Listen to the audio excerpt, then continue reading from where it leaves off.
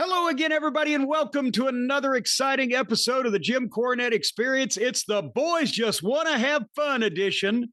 We're just going to throw out all of the negativity of modern times, and we're going to talk about the fun stuff of pro wrestling history, something you're not going to hear on any of the other podcasts. And joining me in all this and so much more, Hawaiian Brian, the podcasting lion, the king of the Arcadian Vanguard Podcast Network, Mr. Co-host to you. He's going to have so much fun, you're going to have to wipe the smile off his face with a sandblaster. Be great, Brian Last, everybody. Aloha, Jim. A pleasure to be here once again. Looking forward to today's show. We didn't have to watch anything or review anything. It's kind of just come as you are. B.O.B. or B.Y.B. B.O.B. Bombs over Baghdad is what it is. No, it's... Be right back? What are you... What? Well, we're going to have fun today. I think that's the point. Come as you are, as you were, as you wanted to be, or whatever the fuck that is. Wow, that's pretty good. I don't think most people would ping you as someone who would know any lyrics to Nirvana. They used that incessantly on ECW, and it played in all of the diners and northeastern establishments of that time period that I was forced to endure, and I've got that part in my... I don't know what he says when he starts screaming. He's over my head then, but otherwise it was melodic up to that point. But you know what we're doing today, Brian, and I'll tell the people what we're doing because the people need to know what we're doing.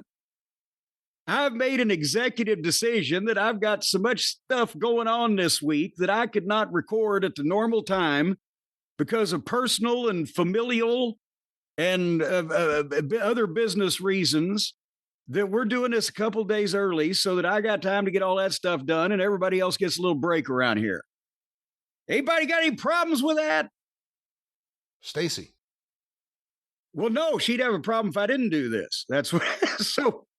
So the point is, we don't have any, unless somebody crashes their car on the Merritt Parkway or something like that, then we would come back with some breaking update. But we've recorded this before normal so that we're going to delve into get in the wayback machine and delve into some wrestling history and tell people some things. Possibly we are breaking some news, Brian, here on this program today.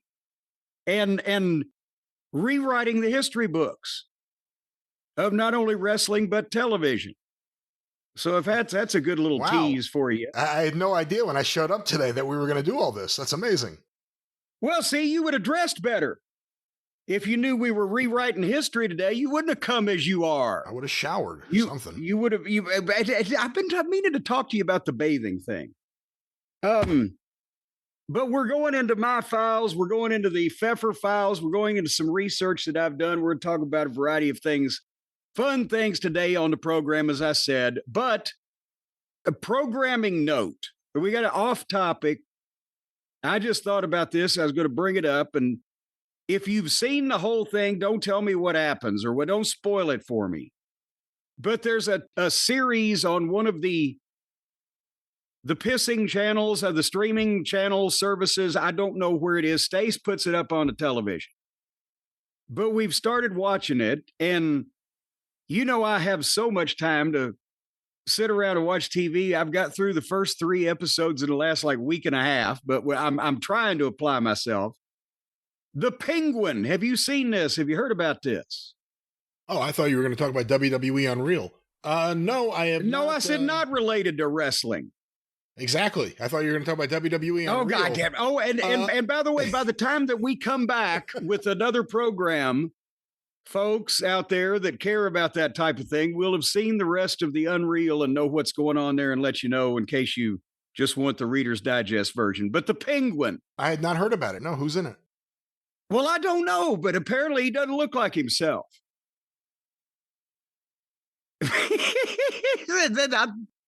I will elaborate further. The Penguin is obviously based on the Batman villain, but this is like they have, I don't know, you know, again, I haven't read the comics, the funny papers. I haven't read them since I was a collector back in the 70s. I know the Penguin, he's got the umbrella. It's Burgess Meredith. Everybody knows that, whatever the fuck. Yeah. But but they have updated this thing, and apparently Stace showed me a picture of the guy. I can't remember his fucking name. I don't know any of these young fancy Dan actors, but he's not like really a fat, ugly looking fuck. They've made him up, but he is the driver, or he started out in crime. They do flashbacks and all this shit. I don't know. I'm nodding off by the end of it just because I'm exhausted. But he started out as the driver for Sophia Falcone, who was the daughter of the Falcone crime family in Gotham City, and they stuck her in the fucking Arkham Asylum for 10 years on trumped up charges. And she came out a wacko and is trying to take over the crime, but he's double crossing her and all this other shit's going on. But he looks like they've got him in the makeup and the outfit where he looks like the Penguin. And his waddle is explained that he's got, the brace on his leg. Like when I was a kid, I'm sure they've modified these things, but there were kids that had braces on their leg, and that's why he waddles around. And it's very dark and exciting and penguin-y. Oh, you know what? You should see this. Yeah, it's Colin Farrell. Colin Farrell. I've heard that name somewhere. Must be wearing a ton of makeup. I got to check this out. This is on HBO, it says. Oh, well, there you go. So, but we've been watching on, because apparently it's, I don't know how many episodes they've done. Like I said, I've seen the first 3. But you got to see the Penguin. Right. I don't know when the umbrella with the poisonous gas comes in. I'm assuming that's in later episodes. What do you think of like when they go back and they revisit like these characters that we all know? It could be the Penguin. It could be any superhero or villain.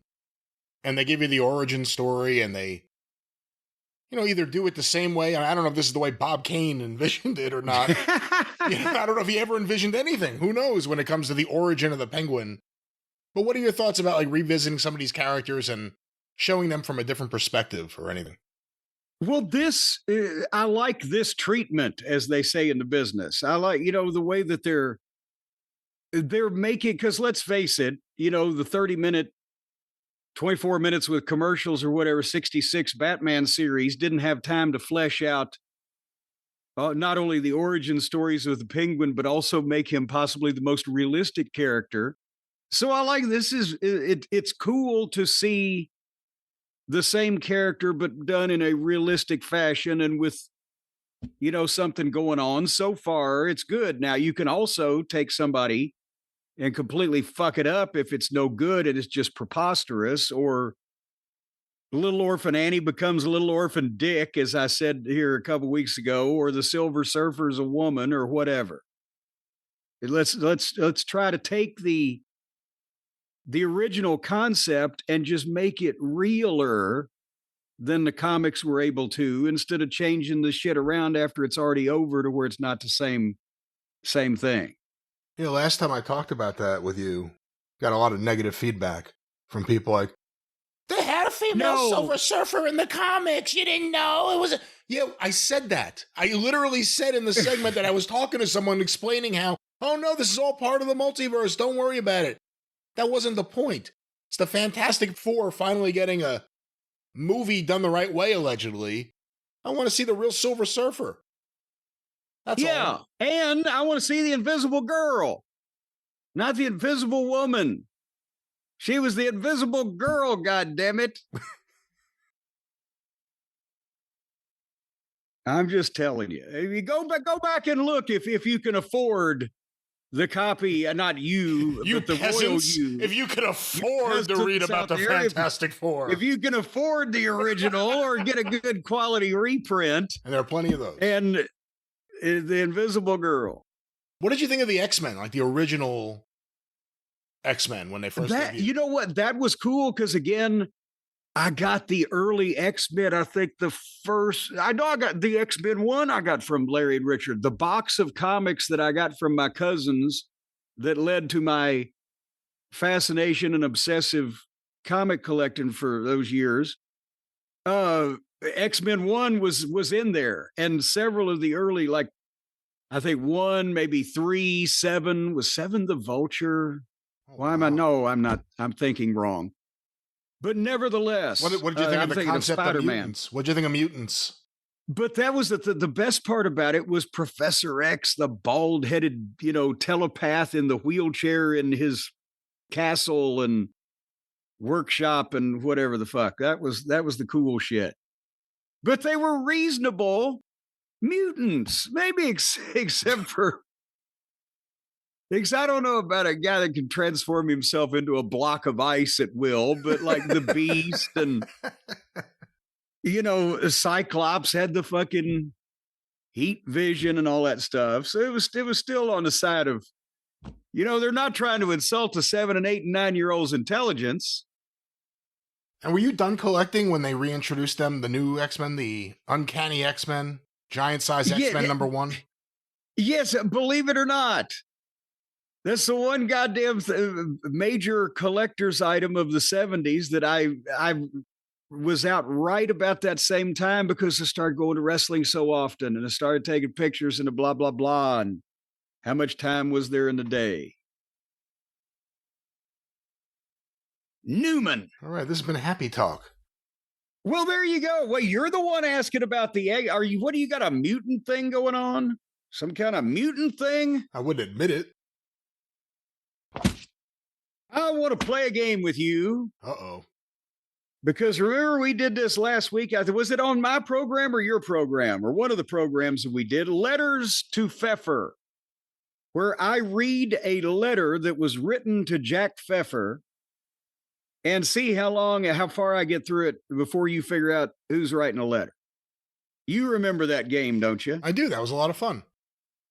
Well, let's do it again because I got a lot of stuff here.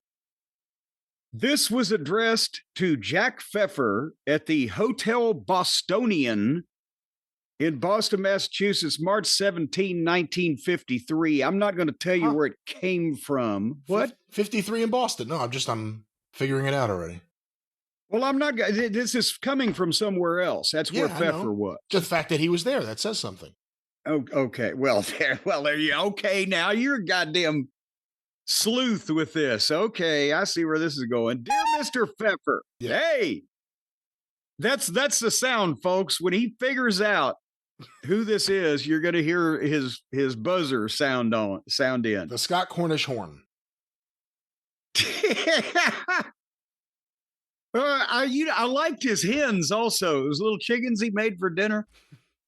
Dear Mr. Pfefer, I had Tommy Phelps to write you about my working for you, and since I have not heard from you, I thought it best to follow up with a letter from myself.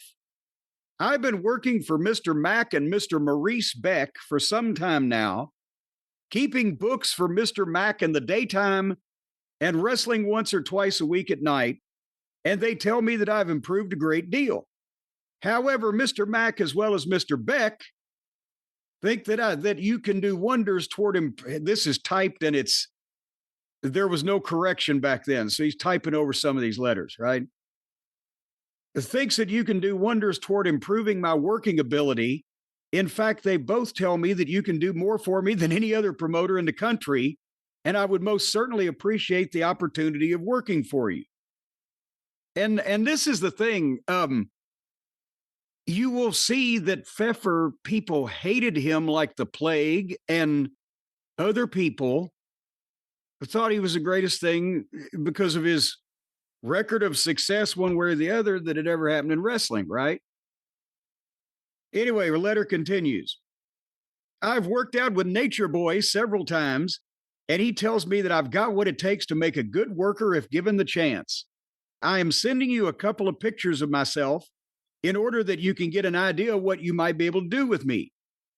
I've played college football for Southern Methodist University, as well as 1 year of professional. All right.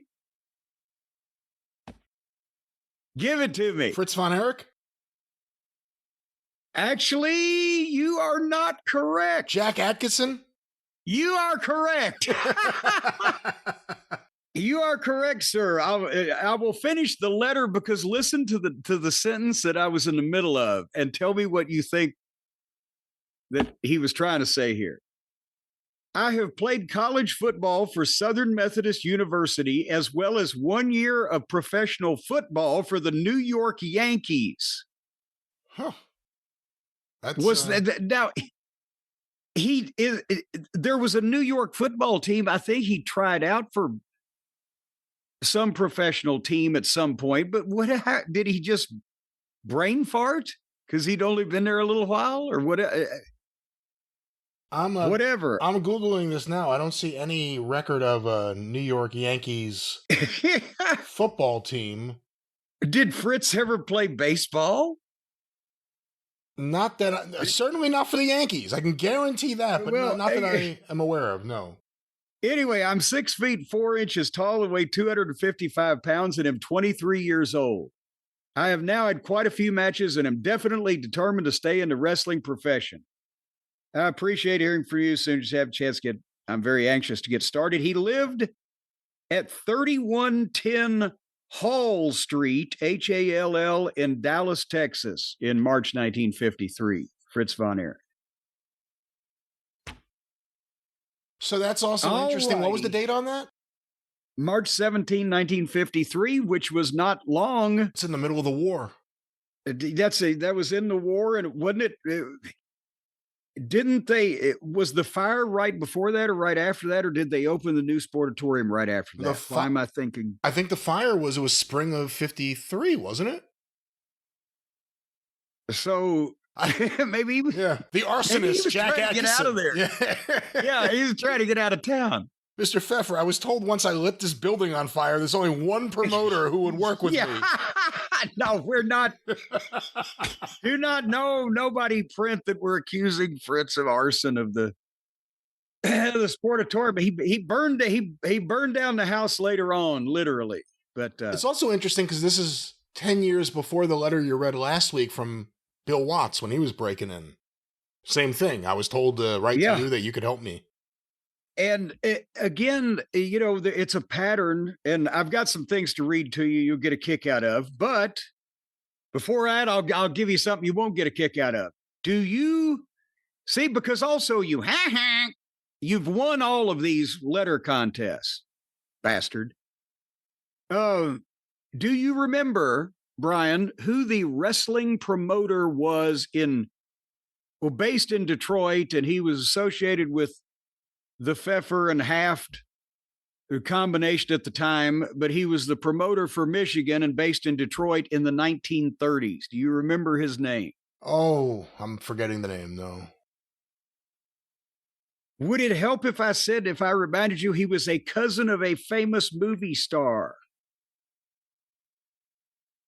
No, at this very second, it would not help me. Deep cut. Yay, I got him. Adam Weissmuller. Oh, that's right. Yeah. I actually I know the name. Obviously, I know Johnny Weissmuller, but I've seen the name for the wrestling promoter. I just never realized they were related. They were cousins. Huh. And apparently, Johnny Weissmuller's grandson is named Adam. One would possibly imagine from this guy.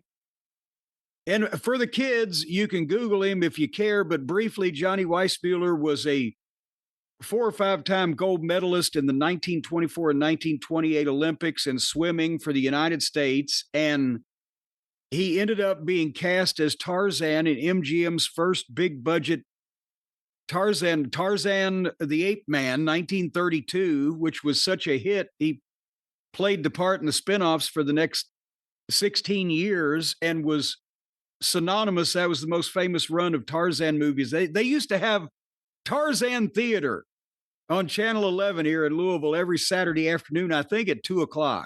And they would alternate that with, oh my God, who else was it? I can't remember now. 6 months you'd get Tarzan and 6 months you get somebody else, whatever.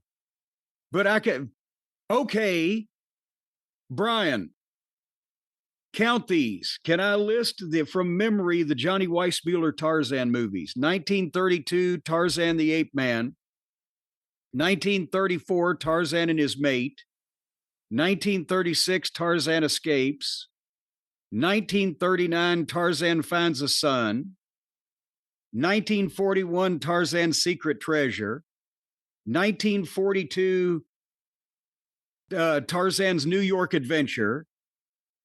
1943, Tarzan Triumphs. I can't remember if there was, I think 44, he was a mystery of some kind. And then Tarzan and the Amazons, Tarzan and the Leopard Woman, Tarzan and the Huntress, and Tarzan and the Mermaids in 1948. That's 12. So in 16 years, he did 12 Tarzan movies. His most famous fucking Tarzan in the history of movies. And, but meanwhile, his cousin, as I said, had been the wrestling promoter in Detroit, and I looked him up. He died of cancer at 37 years old in 1937. So I found, because Feffer was involved in sending the talent to Michigan along with Al Haft from Ohio, he got a box office report. Was just random in one of these files. It's chaos, even if you kind of have an idea what you're looking for. But it's the gross for all the wrestling shows, apparently in the state of Michigan, for like a 5-day period in 1936. Would you like to hear this? Absolutely. Does it also say who was there? No, it's just it's a ledger book with date 16 Detroit, 16 Flint, 16 Windsor, 17 Hazel, that type of thing. And the net, it says the net. And then the only town that has an expense and a profit is Detroit, because Weissmuller handled that directly.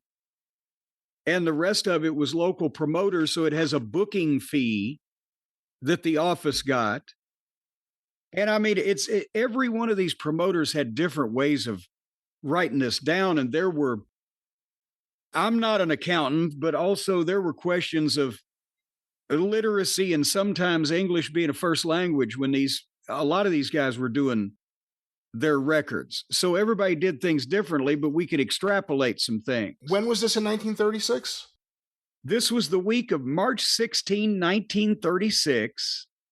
And actually it covers the days of March 16, 17, 18, 19, and 20. Those are the only days that are covered. Apparently, those are the only days that ran shows, but there were 1, 2, 3, 4, 5, 6, 7, 8, 9, 10, 11, 12, 13, 14, 15, 16 shows during those 5 days out of this office.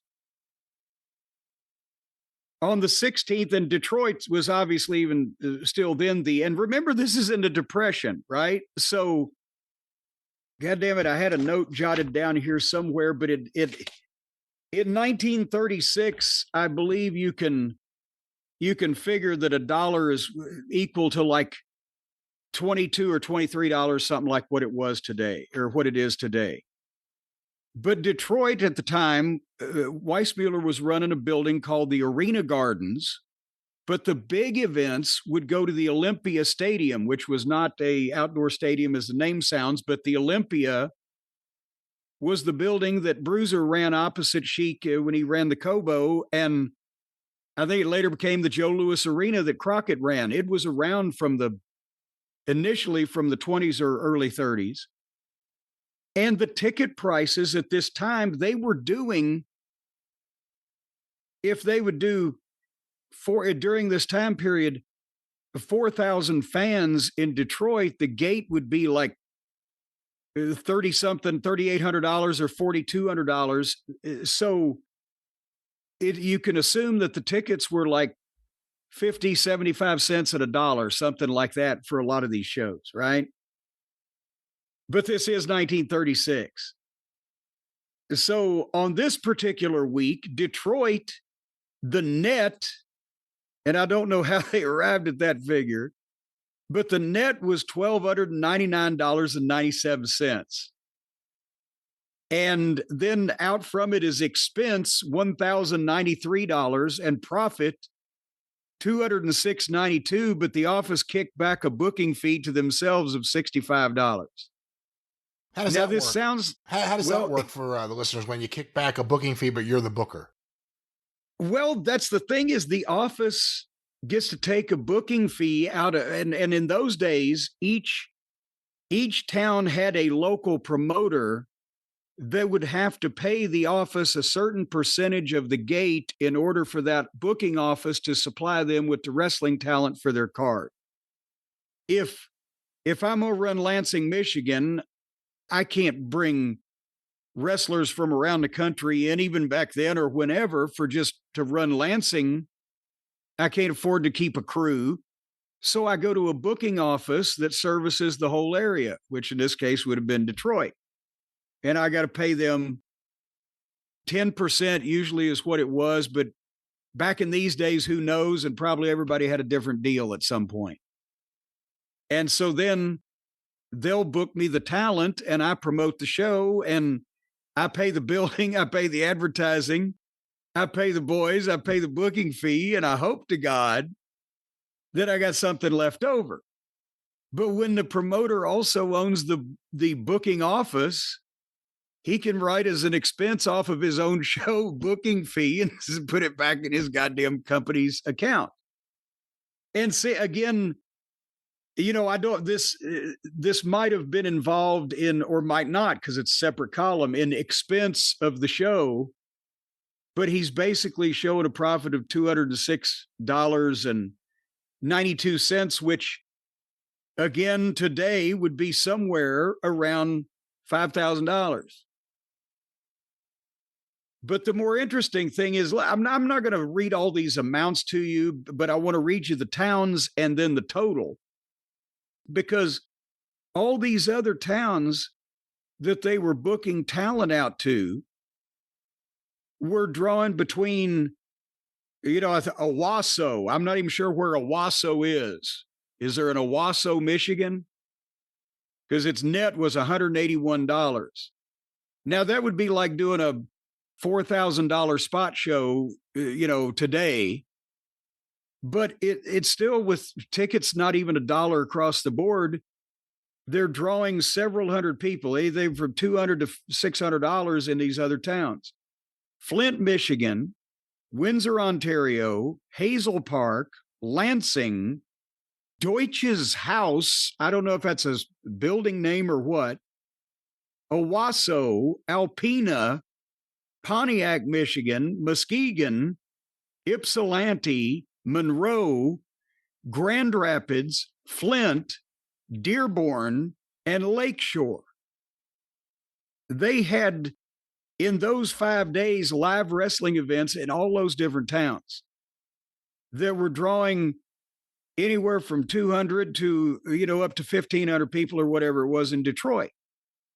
And the total gates of all of that 5 days is $6,500, which still doesn't sound incredibly, impressive now, until you realize that's almost $150,000 today. In 1936, you could buy 4 or 5 brand new cars for $6,500.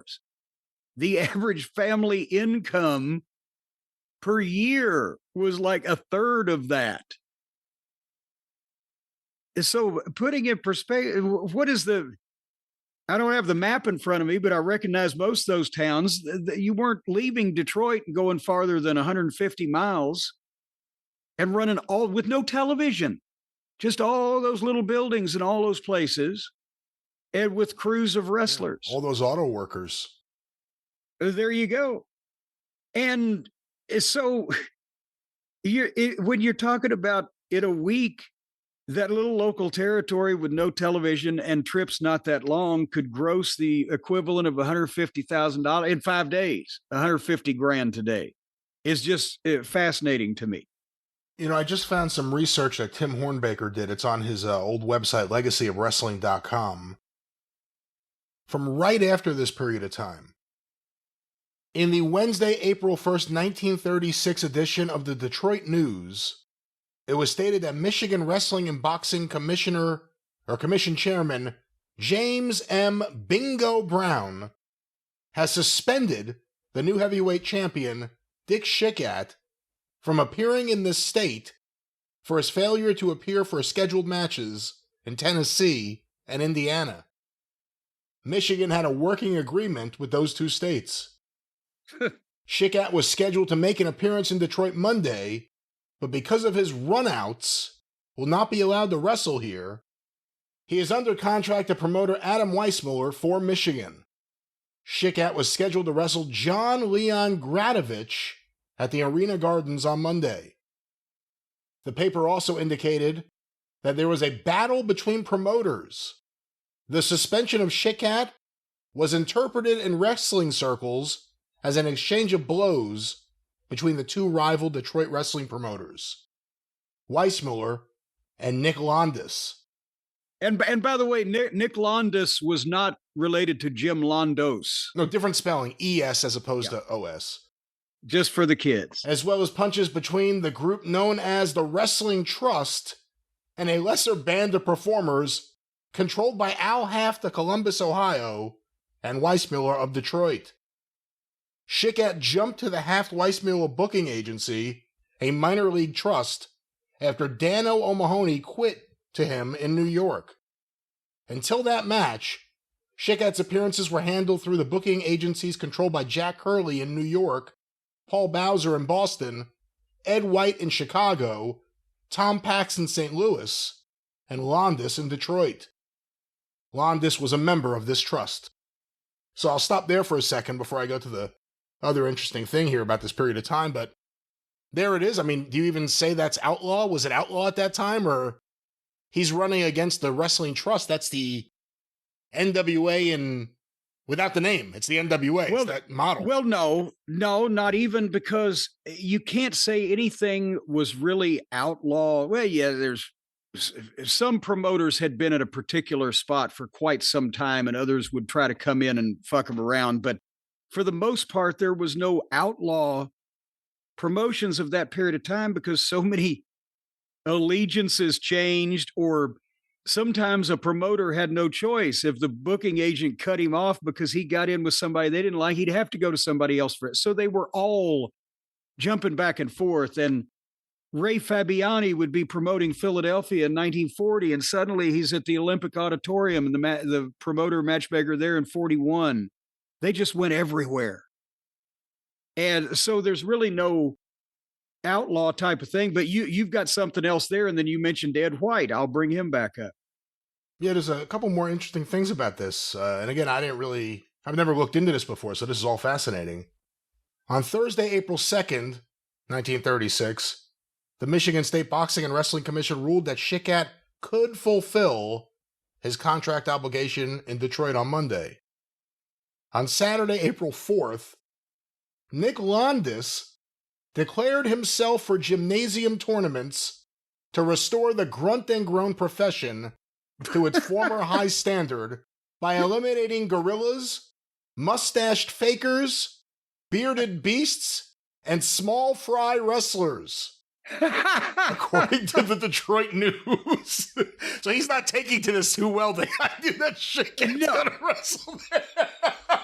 Well, that's because that's Pfeffer's guys. Pfeffer was known for the mustached guys and the freaks and the weirdos and the blah blah blah and the gimmicks.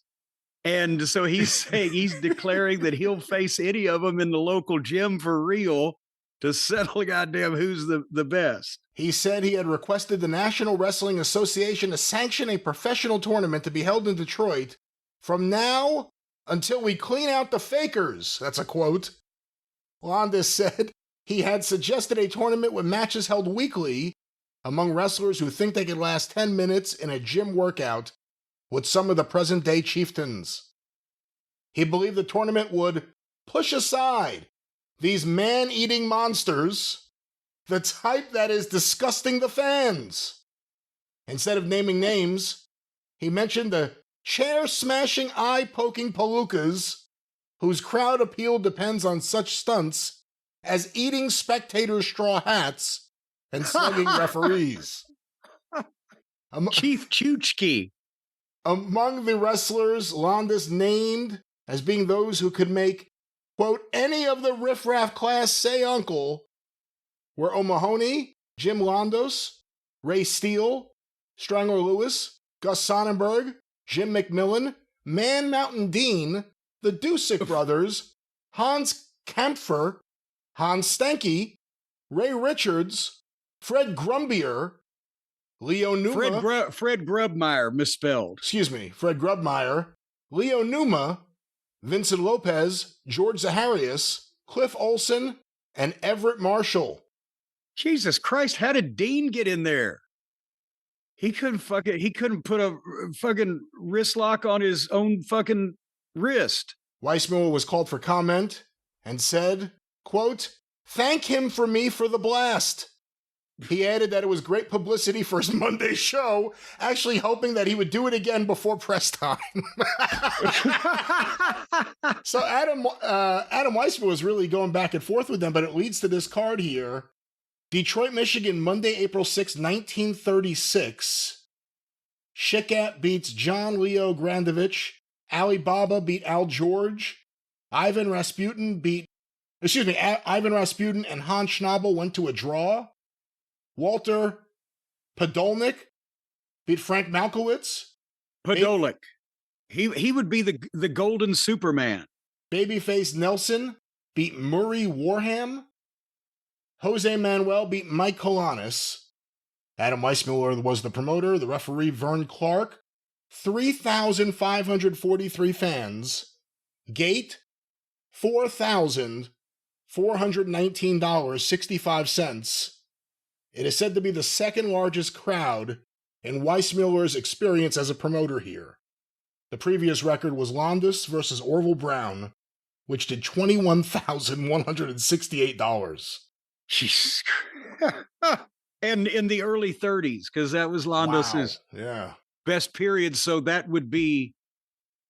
Yeah, what's $21,000 then? Yeah, really. Oh my God. I can tell you that my inflation calculator notes only go back to 1940. $1, it would be worth $23 today. So $20,000 times 25 or so, whatever the case. But you mentioned Ed White, who was the promoter in Chicago that promoted the big shows that Landis had done in Chicago and that everything before the late 40s Fred Kohler era, right? Yeah, and by the way, $21,000 in 1930, let's say, would be over $405,000 today.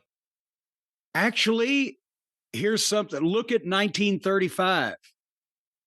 Because of the way that they do the inflation calculator, it's related to purchasing power. $494,000. Wow. The Depression, everything was devalued. Before and 1930 was the start of it, but you go back in the late 20s, in Madison Square Garden, the wrestling promoters in the 1920s were charging up to $10 or $12 for a ringside ticket. And that didn't come back in until the 60s again. Because of the roaring 20s, things were not, as tight as they would be. And it took the 30s and 40s for that period of time for it to adjust up to what it once was. Some things never did. But nevertheless, you've heard of Ed White, Brian, but have you heard of I.T. Flatto? I am not familiar with Mr. Flatto, or whatever that is. I.T. Flatto, I don't know. I as in I, T as in T, Flatto, Flatto. There was, as funny as this sounds, because when me and Tom Burke and Bobby Fulton found it, we thought it was a rib, right? We thought that Pfeffer had concocted some kind of alter ego or whatever, but no. Then we started seeing letterheads, and apparently Jack Pfefer had found an attorney sometime in the 1930s in New York named I.T. Flatto. He really was an attorney at law in New York. And he was also one of those guys that still exist today on the independent scene. He was interested in wrestling. And Pfeffer set him up with towns to run. Remember, we talked on last week's show about the small places like the Bronx Winter Garden or Ridgewood Arena or Ridgewood Grove, whatever it was, or Willie Gilzenberg had the Newark Armory. Well, it was the same thing. This guy, and I mean, the records, again, we could have sat there all day trying to figure all this shit out. But whatever his towns were, they were a couple of the clubs, as they called them, around the greater New York area. And so he was not only Pfeffer's attorney, handling everything from his taxes to write and commission people on his behalf, but he was also promoting shows, right? IT Flatto. And this is a letter. Is it from the Paramount building? Well, hold on. This is a letter to him, so it doesn't have his. It has Ridgewood. His address is Ridgewood, Borough of Queens, New York City. Yeah, Ridgewood. Wow. Huh. Hold on. Is there? I don't know if I have a Flatto letterhead in this stack of stuff here, but he had a letterhead of an office in New York, and. Again, one would think it's a rib, but there's enough documentation that he was a fucking human being. There's official people writing to him and he's writing back, and it doesn't sound like Pfeffer. So Ed White from Chicago, January 9, 1937, said, "Dear Mr. Flatto, I have your favor of the 7th and appreciate to your interest in the wrestling business." No idea. "I, too, am of the opinion that the game can be revived, but only if a man of your caliber gets behind it. I have very little faith in the propositions, plans, and promises of any of those now connected with the wrestling sport in and around New York, and this includes little Jack Pfefer. Their word means absolutely nothing. They are very shifty and do not stay put for any length of time. Their deals and agreements among themselves with wrestlers, promoters, in fact, with anybody, means little or nothing to them. Each seems to think that he should boss the business and be recognized as a mastermind, and this in spite of the fact that for 4 long years, they have been ranked failures. Remember, the Garden wrestling business took a nosedive about 1933-34 with the bad publicity, etc., and Londos wore off. Pfeffer is as bad as any of them, but with you behind him, I feel confident that you can hold him down and make him stay put." Now, bear in mind, this is in Pfeffer's files, so he saw this. Yeah, even right now, question: how did it get there? Because his lawyer, he wrote this to his IT Flatto. I don't know how long he had been Pfeffer's lawyer, or if he was feeling out at this point. Flatto was various promoters and people or whatever, but this is in the Pfeffer file, so he saved it, even though it's a letter from White to Flatto. But listen to this. "Even right now, I think he is scheming around with different people. He was to have been here tomorrow for a conference to propose a deal, but have just received a telegram from him advising he has a show tonight at Jersey City and therefore cannot make the appointment. Evidently, he is using my correspondence as a wedge to set himself in with some of his former associates. So it looks to me like it's useless to attempt to organize and maintain successful operations with men of that stripe, unless, of course, a deal is made backed by you." I think that White may think this guy's a lawyer. He's got money, right? But anyway, and he's trying to butter up Flatto. "Trusting that sometime in the near future, we will be able to get together and rebuild the business back where it should be. And I feel confident that this can be accomplished." So. What year was that? January 9, 1937. The guy, Flatto, is in Pfeffer's business for the next 15 years. Well, I Googled him as you brought him up. I've never heard the name before. And what came up was a letter from the Charlie Chaplin archive, where I guess he wrote in to Chaplin's attorney when Chaplin was battling a paternity suit and gave him advice on another case. Like, here's something that happens. It's a very nice letter with details sending back to IT Flatto, Paramount Building, 1501 Broadway. That's Times Square, New York, New York. So he was involved with, it wasn't just wrestling. He was involved somehow with the bigger world of entertainment. Well, May 31st, 1945, the letter. Okay, he was involved in representing Pfeffer. There's letters that I saw ranging in dates from 37 to, I believe, early 50s, because it was with his, at least early 50s, because of his tax issues. Listen, if he was a attorney in the Paramount building in the 40s, that means he represented entertainment industry clients. There you go. So, and he was a wrestling promoter. Huh. Or at least, maybe he wasn't out there the one hanging the posters, but he was the promoter for the clubs, for the particular clubs they gave him. And that's a word you haven't really used that much in these discussions. But, you know, I always think of Bruno Sammartino because he was like the last guy to still use them more. Yeah. Like, Vince sent me to the clubs, go to this club, go to this club. But that was a common phrase back then to talk about a lot of the, whatever you want to say, buildings. Or, well, that's what, in those days, again, before the modern territory structure and everything was, you know, laid out in the same fashion, these small buildings were controlled by different local promoters, and they were called the clubs. You know, that's Newark is my club. The promoters just for whatever, and it comes from boxing, I believe, from probably the late 1800s. But yeah, that's my club, or I've got the clubs doing great business here in the Michigan area, or whatever. It was the towns, it was the buildings. And it was not so much the buildings, but the towns, because they would still say it's my club, even if they were in a different building in the same town.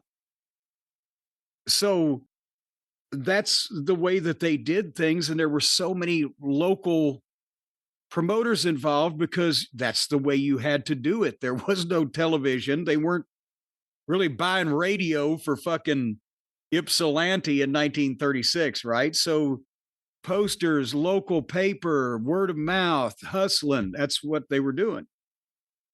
We're going to come back to Flatto in a minute, but this is a telegram.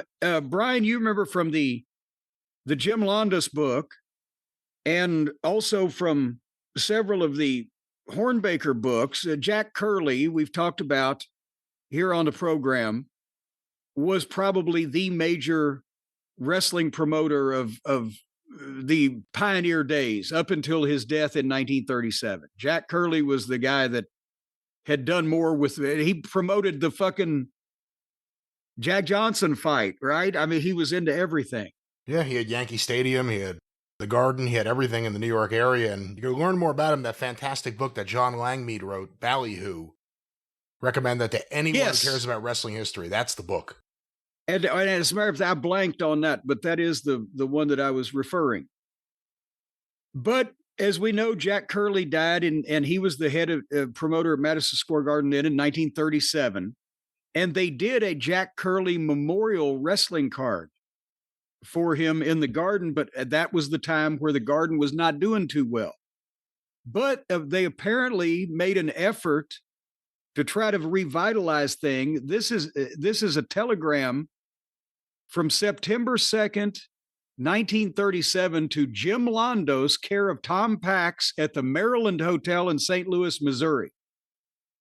And remember last week when we talked about the Johnston family associated with Madison Square Garden, boxing and wrestling. They had the contract with the Garden in some fashion where everything related to something in the ring went through them, no matter what promoters or talent they were dealing with. Well, this is from Bill Johnston, as I said, to Londos, care of Tom Pax, who was the St. Louis promoter.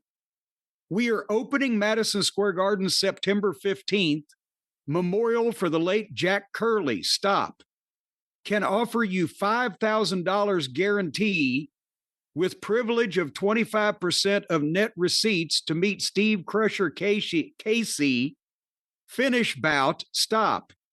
If agreeable, confirm acceptance.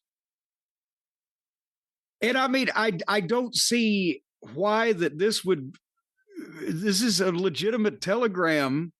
I don't see why this would be part of publicity. But in those days, Londos got guarantees versus percentages. They were trying to draw in the Garden. Around $5,000, again, from 1937 today, would be somewhere over $100,000. But he didn't take it for whatever reason. I've got from, again, Scott Teal, crowbarpress.com, the book Wrestling in the Garden, the September 15th, 1937 Jack Curley Memorial Show. Steve Casey ended up beating Benny Feldman. Dano O'Mahony did a 30-minute Broadway with Ed Don George. Yvonne Robert beat Billy. That was a big match. That was a big match. But no championship at that point. Yvonne Robert beat Billy Bartush, George Clark, Jim Wallace, Jesse James drew Billy Rayburn. I mean, these fucking names, right? Steve Casey, O'Mahony, and George were the names, but Casey and Feldman in the main event, they drew 3,000 people. So at garden ticket prices of the time, one would think, I said that I don't know, that's a $15,000 house. I'm trying to find some record of similar attendance with a dollar figure attached, but they weren't bandying those figures about at that time period. They weren't doing well. So point is, they would have been out some money if he'd have taken the fucking offer. But that's the kind of money that Londos used to command in those days to do a major event, which is fucking insane. Because now, but here's, when you go back in the gardens, or in the garden rather, to the 1920s, they were doing, at least reporting, gates of like $60,000 and $70,000 for the big match. And here, a $30,000, and this was the older garden, so 12,000 people was a sellout. But the average ticket prices in the 20s were decidedly higher than the 30s because of the Depression. But Londos was still in the early 30s selling the place out. And then, as a matter of fact, hold on, where's the stadium show? You know, the Depression hit, it didn't kill the motion picture business. No matter how bad things got, there were certain parts of entertainment that it really didn't hurt as bad as it should have, could have, would have. Well, and the movies were already, you know, Nickelodeons. That's where it started, the nickel. The movies were 10 cents or whatever, so it didn't affect them. It actually boosted attendance because that was some way you could get some entertainment without, you know, spending a fortune. But with sports tickets, there was a deflation that happened that, you know, it took a while to recover from. And that's when Londos and Ray Steele on June 1931 had done 30,000 people at Yankee Stadium, and the house was $63,000. Yeah. So again, that was a fantastic crowd, but the tickets were only a couple of dollars average, whereas 10 years before it had been double that. Nevertheless, he didn't make the poor Jack Curley was not remembered by Jim Londos.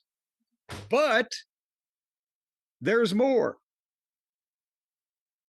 Ray Fabiani. Huh? We talked about him.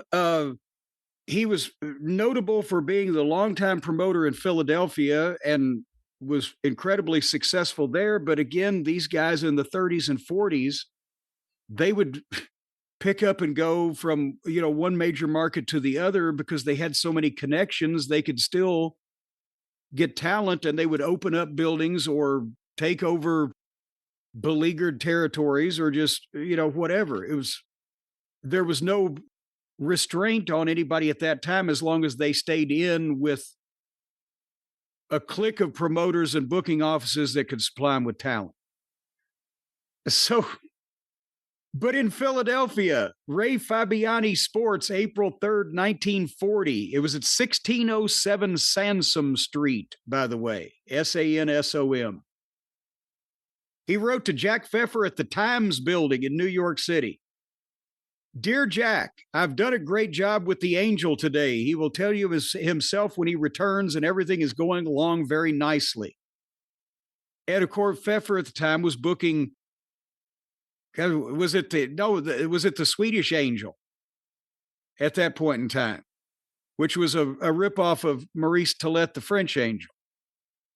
Whichever angel, the ugly folks, the freaks, right, is what he termed them. But Fabiani says, but there is one thing that you must do so that we will have no trouble, and that is to stop mailing things to newspapers around here. Remember that the press here, as well as everywhere else, resents you and your wrestlers due to the terrible statements you have made, and it has not been easy for me to overcome all this.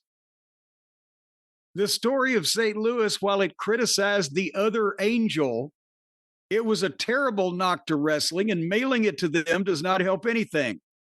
Therefore, I'm warning you not to do it if our relations are to be cordial. Best regards, sincerely yours, Ray Fabiani.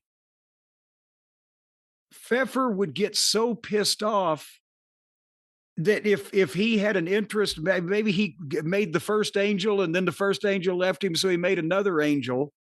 Whatever the fuck, we got to study this period to determine what's behind these letters. But the point is, he got so fucking bitter at these people that anytime they went into a wrestling area, he would send the newspapers articles claiming they weren't the real champion, or they weren't the real angel, or they were fake, or whatever the fuck. And the promoters that were using these guys would have to tell him, please, God damn it, quit, right? But Fabiani did business with Feffer for years and years. I think there's another letter maybe in here. And, but every once in a while there had to be a stern wording. But I thought that was incredible. Please remember that the press here, as well as everywhere else, resents you and your wrestlers due to the terrible statements you have made. Jack wasn't popular in Philadelphia. Fabiani later ran against Kohler for a brief period of time in Chicago. Yes, and that was 1950, 51. So that was like 10 years after that. Yeah. Okay. By the way, IT Flatto, his real name is Isaac T. Flatto. It sounds like fake. Yeah. Like some kind of fake gimmick name that they put in charge of a wrestling school in the territories in the 70s. But anyway, all right. I said we were going to maybe rewrite some history here. And I got to find where's all of my notes? Because there are letters from IT Flatto, copies of the letters that Pfeffer's lawyer sent to various people, including the Athletic Commission and the producer of the television mobile unit for the National Broadcasting Company in New York. And I did a little looking up in other places also. And by the way, kids, don't trust Wikipedia for everything. There's a few factual miserrors on there. But remember, Brian, we talked several weeks ago about the history of television wrestling and how early it started. And oh gosh, what's our fine friend's name over in the United Kingdom that does the incredible research? And oh shit, because I'm old now, and his name's Adam, isn't it? Or is it? Goddamn, you know who you are, pal. We love you. But he had narrowed it down to in England. They did something in the late 30s in the experimental phase.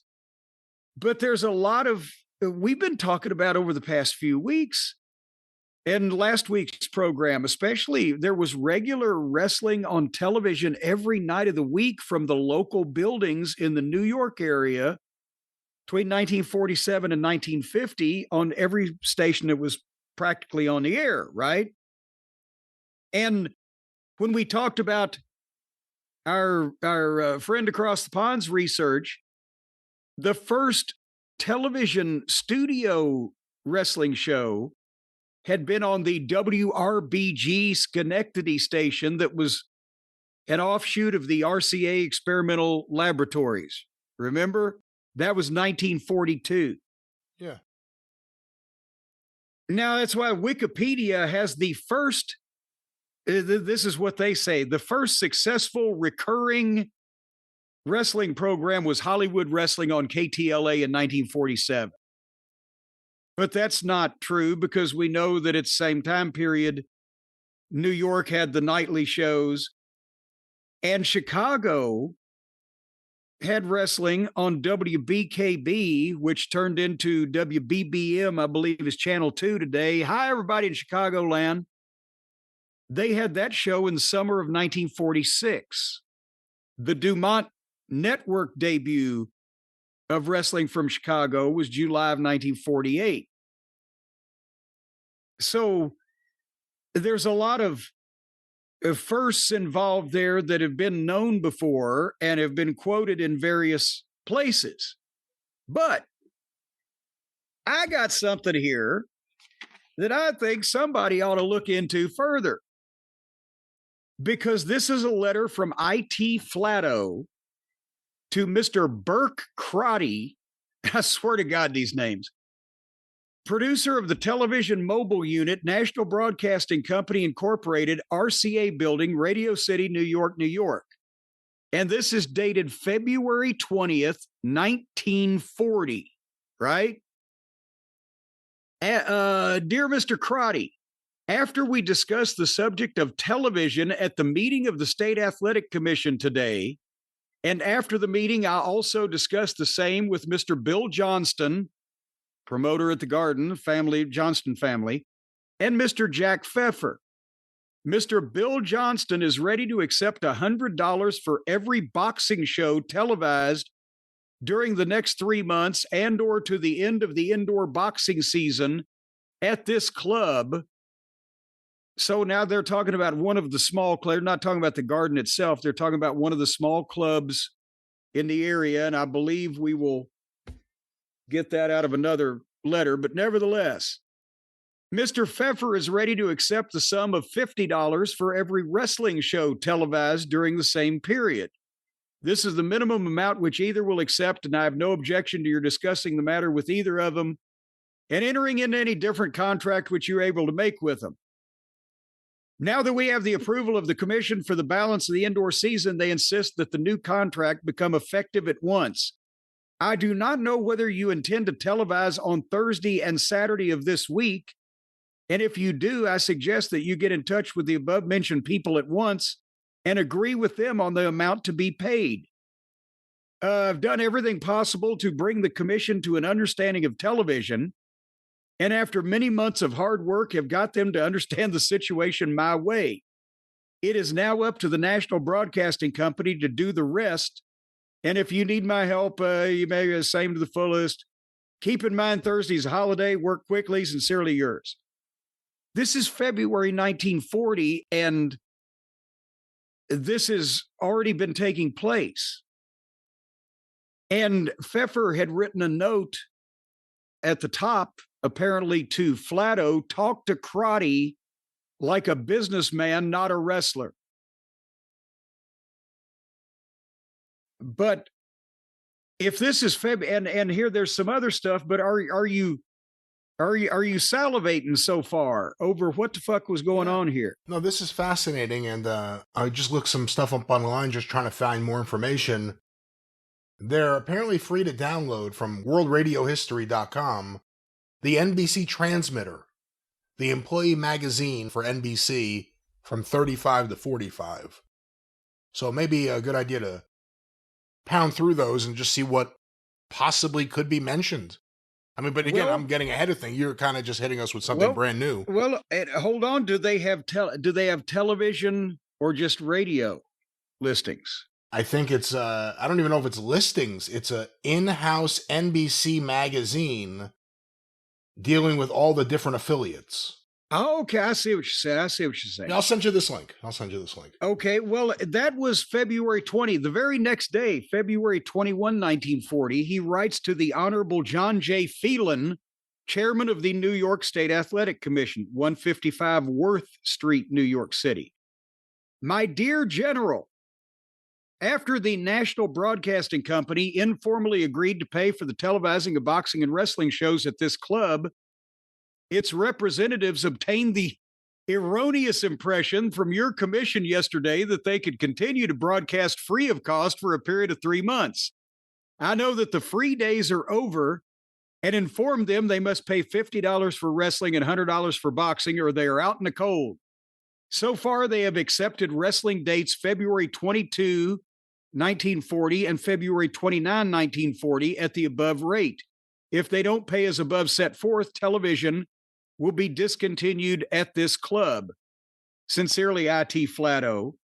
Discontinued. Now, that again, means it's been continued for a while. Yes, and they've already agreed to the date of the day after he's writing this letter and the following week, whatever the 22nd, 29th were, whatever night of the week that was. And the wrestling and boxing, and we're going to get into another letter here that may explain some of this, but $50 for wrestling from 1940, we've established that would probably be about $1,200 for broadcast rights. And double for boxing because they were on a different pay schedule. But now here's the thing. I know a lot of people are saying, wait a minute, televising to who, for what, how, what's going on here? Okay. Apparently television in New York, and folks, they've written books about this. So it's not like I don't want to bore you, but try to give you a grip. The Schenectady RCA experimental studios from like 1928, it kind of became the WRBG in Schenectady. And there was another offshoot of that became WNBT in New York and is now WNBC. And Brian, since you've lived there, they crow a lot that we're the oldest continuously broadcasting television station in the country? I don't think they do. Yeah, I don't think they do. That's NBC here in New York, Channel 4. Well, WNBT was actually on the air irregularly every once in a while, whatever the fuck, in 1936 for like 100 high-level RCA executives that had sets in their house, and they had a boardroom where they had TVs people could watch when they had meetings to show them what it looked like, right? The actual television itself. And regular commercial service was apparently scheduled for the 1939 World's Fair. And then they were broadcasting to several hundred, because that's where at the World's Fair, they were trying to get people, hey, buy this new thing called television. But they actually became commercially licensed stations the same day. WNBT in New York and WCBW that became the WCBS station in Chicago. In July 1941, they were supposed to go on the air at the exact same time, but the New York station fucked them on the deal and went on the air an hour ahead of time. So they were still broadcasting to nobody. And the war, fucked things up further, and TV sets cost, what did we say when we did that piece a while back? Like $20,000 for the average person if they wanted to have it in today's money. But they were working out how to do it and figuring shit out and actually broadcasting a signal to almost nobody. But part of it was wrestling was there from the start. And then in April 1940, and I need to read this whole goddamn thing, but he wrote the Honorable D. Walker Ware at the Hotel Mayflower, 61st Street in Central Park West, New York City. This is from Flatto. My dear Commissioner, I received your letter of the 5th, and I have noted contents. Perhaps the National Broadcasting Company did not comply with your request because they received pretty rough treatment between your commission and this office. At a great expense, both to the National Broadcasting Company and this office, television was installed in my club along experimental lines. Huh? Your commission was opposed to television, and General Phelan insisted for 4 months on my receiving $400 a night, just as if he had anything to do with it at all. And finally, when the showdown came before the commission on February 20, the commission was ready to give away my building for nothing to the National Broadcasting Company for a period of 4 months. As the experimental stage had ended, and I'm solely in business to make money, I informed the National Broadcasting Company that unless they paid for every wrestling and boxing show, that they could not continue at Ridgewood Grove. There it is. For any time in the future. Where did you say that was, Brian? Was that Queens? That's Queens. And I have the results here. The results of... You said it was February 22nd, 1940? You found that already? Yeah, I found it already. There's a website, New York nyprowrestling.com. And you said it was the 22nd. What was the other date? The 29th, 7 days later. Oh, yeah. So that would have been... Oh, no, 29th. Again, that may not be listed here. The 29th is White Plains, New York, but that could be just another town on the circuit. The 22nd, Michelle Leone defeated Felix Slovikowski. Angelo Martinelli defeated Jack Brown. Dave Levin drew with Ray Schwartz. Maurice Boyer drew with Patrick Kavanaugh. Zim Zam Zum defeated Juan Olaquivel. And Frederick von Schatt went to, it just says a time here, maybe a draw, with Benny Rosen. And that was apparently televised. And he said installed it in my club. Is that the way he phrased it? Well, yeah, hold on here. At a great expense to both NBC and this office, television was installed in my club along experimental lines. Now, I see, again, nobody knew how to fucking talk about this stuff then. So did it mean that was installed, they brought it in and, left it there, or they just brought the remote equipment in or whatever? Did they wire the building? Right. Did they wire the building?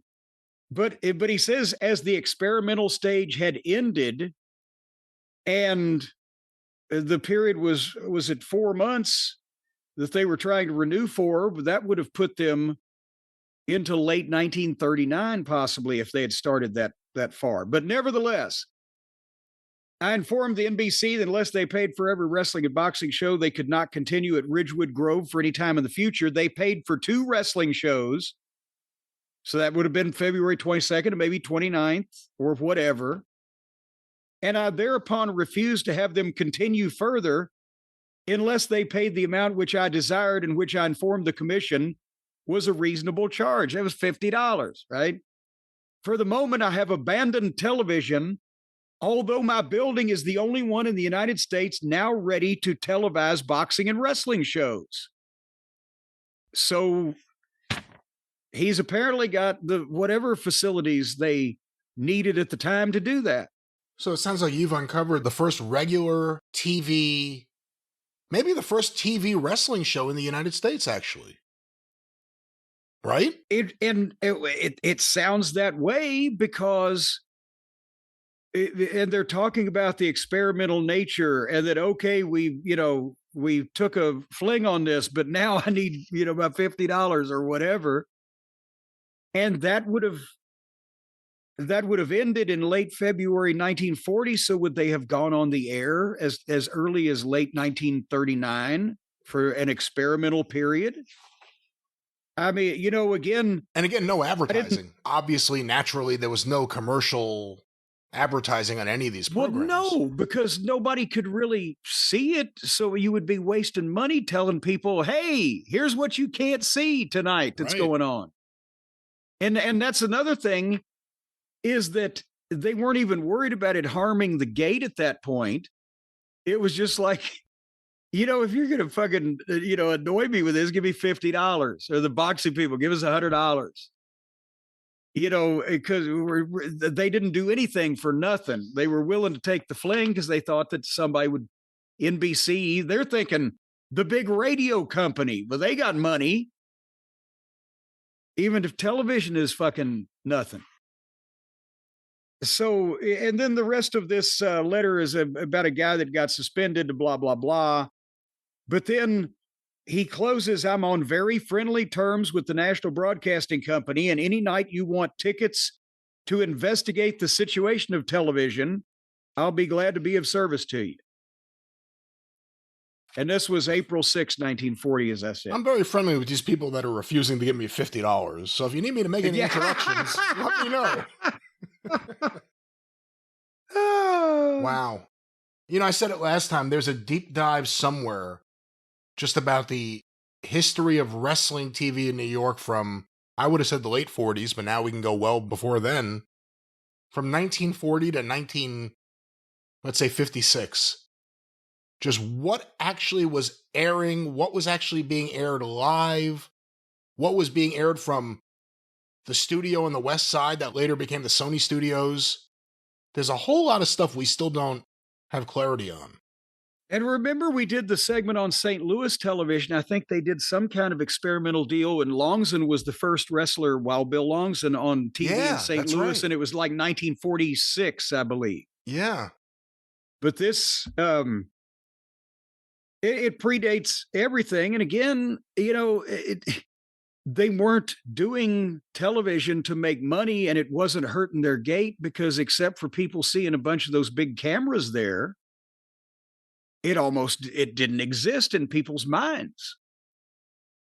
So they were going along with something and yeah, and there weren't handhelds television either. people. You didn't have any handhelds. No, so it was just giant cameras. Yeah. It was as big as a refrigerator in those days, sitting up in the fucking cheap seats, looking down at the ring. And, you know, it was a non-entity, but the television networks were trying to figure out what they could televise and what might be popular in a way that they could present it well. Because, as we've said, in those days, between the size of the screens and the cameras, basketball, football, baseball, it would be, you know, visual gibberish. You couldn't see it. You couldn't follow it. But wrestling and boxing was right there. But nevertheless, we will try to delve into a little bit of this news and see what else we can find out. But apparently there was a television program for a period of weeks, at least, on television that nobody could see between 1939 and early 1940 in the New York area. Yeah, now you got me wondering how many buildings, if any, were actually hardwired as opposed to... I mean, well, he was writing a letter to the Mobile Operations Group, I think you said. Yes. And see, that's the thing, is that was probably at that point be the only mobile operations unit anywhere. In the world, yeah. In the world, yeah. Well, at least in the country. Let's not get too grandiose. Yeah, the guys at Movie Tone News are like, who the fuck is this guy? Yeah. This truck. But that's the thing, is that was... They probably had just figured out a way to name that thing. Oh, they take shit out of our building and shoot it elsewhere. We'll call it mobile. So you know what? It just made me think of it, thinking about some of the people who would have big broadcasting careers, either locally or nationwide, who began as wrestling commentators because wrestling aired and we need a commentator. Russ Davis, go do it. Yeah. Who was the first wrestling commentator, including radio? That's one of those ones we don't know, right? No, I don't. And it would not even be clear with this that we're talking about that they even did commentary or had an announcer. No guarantees. There's no guarantees of that. And that may be the reason there is an announcer. You know, people saw that footage. Yeah, I mean, you know, they might have said, well, yeah, we need somebody to tell them what the fuck's happening. But Lance Russell had done wrestling on radio, but it was not this early. He would have still only been a mere pup of like fucking 15 or 16 in 1940. And then I don't know that they had ever had regularly scheduled wrestling broadcasts on radio, but we know big matches were called or aired or somehow done. So, but yeah, so that would be... If they had a goddamn basement that was discovered in Schenectady or whatever, where if they had did they even do kinescope that early? But some method of recording the experimental broadcast they did in the late 30s and early 40s, that would be cool as shit. But I have a feeling we'll be waiting for a while. You never know. But Brian, they were trying to figure out new businesses. They were trying to figure out new businesses. That's right. It was a brand new business, producing television shows, selling advertising for television, selling televisions, all brand new. It was a dream. It was a dream of General David Sarnoff and the people who made the cathode ray tubes and all those type of things. And they didn't dream of being astronauts, or they didn't dream of being the princess at a castle somewhere. They dreamed of being television broadcasters. And it took them years and years of hard work and slogging. Can you imagine, Brian, how easy it would have been at the dawn of television if they'd have had Shopify? Can you imagine? It would have been less slogging, more of that. Well, that's right. It would have been definitely less slogging and more cashing. More sending cash to the bank, because if there had been Shopify, Brian, at the dawn of TV in 1940, then the WNBC wouldn't have had anything to worry about. They could have just said, hey, Shopify, build us a beautiful website. Hey, Shopify, enhance all of our product images and put it on the internet. Hey, Shopify, write the product descriptions, generate discount codes. Give us some easy-to-run email and social media campaigns. Email everybody in the United States in 1940 and tell them that we're on the air. And then use your customer support when people call and say, we don't know how to work this shit. You call television. And Shopify, ka-ching, they could have had everybody ready to make money in like 3 months. That's because they're efficient and they know what they're doing. Brian, why didn't they call Shopify in 1940? I guess they weren't around then. Yeah, I mean, who was running the internet in 1940? I think if you had called someone and said, build me a website in 1940, they may have committed you. And they may have called it a nut house back then. I would want people to be committed to what I'm doing. I'd want them to be 100% behind it. And Shopify, folks, is going to be 100% behind you, giving you the old heave-ho, the old shove to the top every step of the way. They're behind millions of businesses around the world. 10% of all the e-commerce in the United States comes from Shopify, all the way from the big boys like Mattel to the little bitty fellas like IT Flatto. And they'll lead you by the hand and sometimes shoot you into the ropes every step of the way. So, Brian, I think it's only fair that the people out there that want to dream, that want to retire as successfully as these old-time wrestling promoters, turn the dreams into reality and money, and get a $1 a month trial period. They're right there. That's it. I got to get one of those. Wait, see, I'll just knock down a belly dancer and take her little finger clackers. There you see. Yeah, mess with me there, Gladys. You got a little slap. Sign up for your $1 a month trial period and start selling today like an auctioneer at Shopify.com/JCE. Shopify.com/JCE. You'll be selling like you're going to the electric chair. Oh, God, please. Oh, God, no. I don't think it'll be that. No. And you don't need to be an auctioneer either. And of course, they power our online store, ArcadianVanguard.com. Those great drive-through t-shirts powered by our friends at Shopify. You can find us in the shop app. They can do the same for you and your products.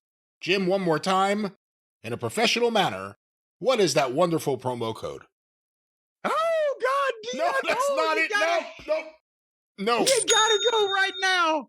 No matter what you do, go to Shopify.com/JCE. Oh, you just got to.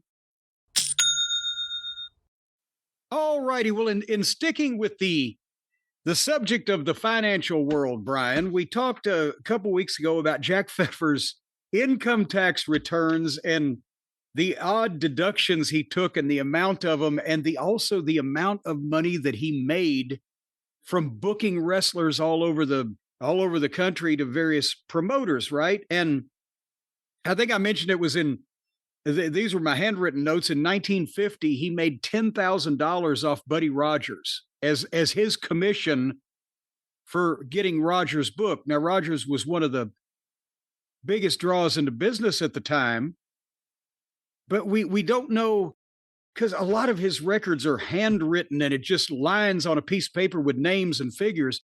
We don't know what deal he had with each individual guy, and they varied. By the end of it, we'll have a segment sometime soon when I can really do some more note taking on the Fargos, but there was a period of time toward the end of his career, Pfeffer's career, in the early 60s, where he only had a few guys like Jackie and Don Fargo and some girls that he was booking, but he would get the same thing they got for a payoff. So if they each got $50, he got $50 from the promoter. But in the days where he had all these guys and he was sending them to all these different major promoters, he had a piece, but not that much. So would you think, Brian, is it reasonable to assume that if Rogers here, I have another payoff sheet with all the wrestlers that he had, and my picture cut this off. I don't know whether it's 1949 or 1948. But that year, he made $8,392.93 off of Buddy Rogers' bookings. Would that have meant that he got 20%? Rogers couldn't have made $83,000 in 1948. But even at 20%, what was $40,000 in 1948 or 49? What would that be in today's money? According to the inflation calculator, $40,000 in 1949 would be $542,000, give or take, today. So, I mean, that's believable because of where Rogers was and what we're seeing about some of these other financial records. But this has Billy Darnell, who would become one of Rogers' favorite opponents in that initial push. In 1950, he got $5,000 off of Darnell's bookings. This year, he only got $1,560. So this was still forming because we're finding out more and more that Pfeffer is the one that pushed Rogers to the capes and the posters and the robes and the nature boy, the whole gimmick aspect of Rogers. Of course, he was responsible for the in-ring working. But that was his golden goose for a long time, and that's why later on there was such bitterness. But he listened to some of these other names. I don't even know who a lot of them were.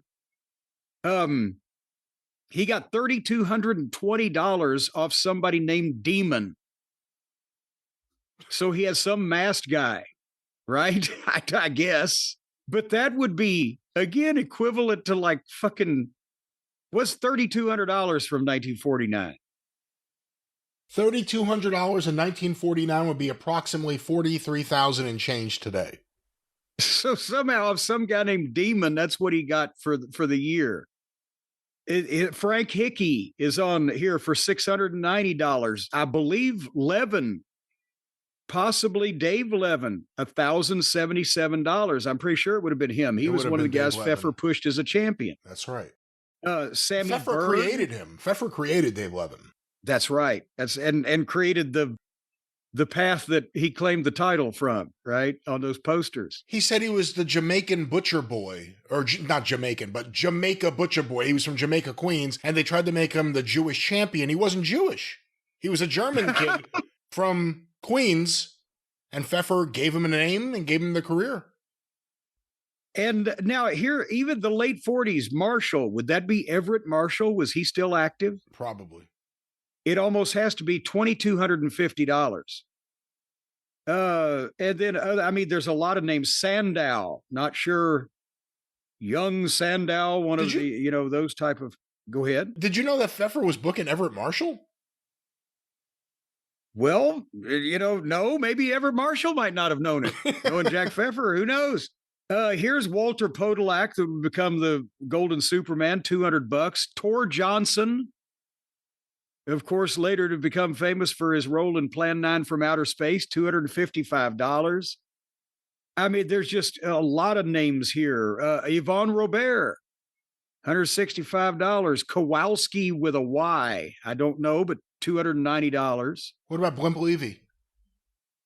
Levy, $50. Really? Huh. For Levy.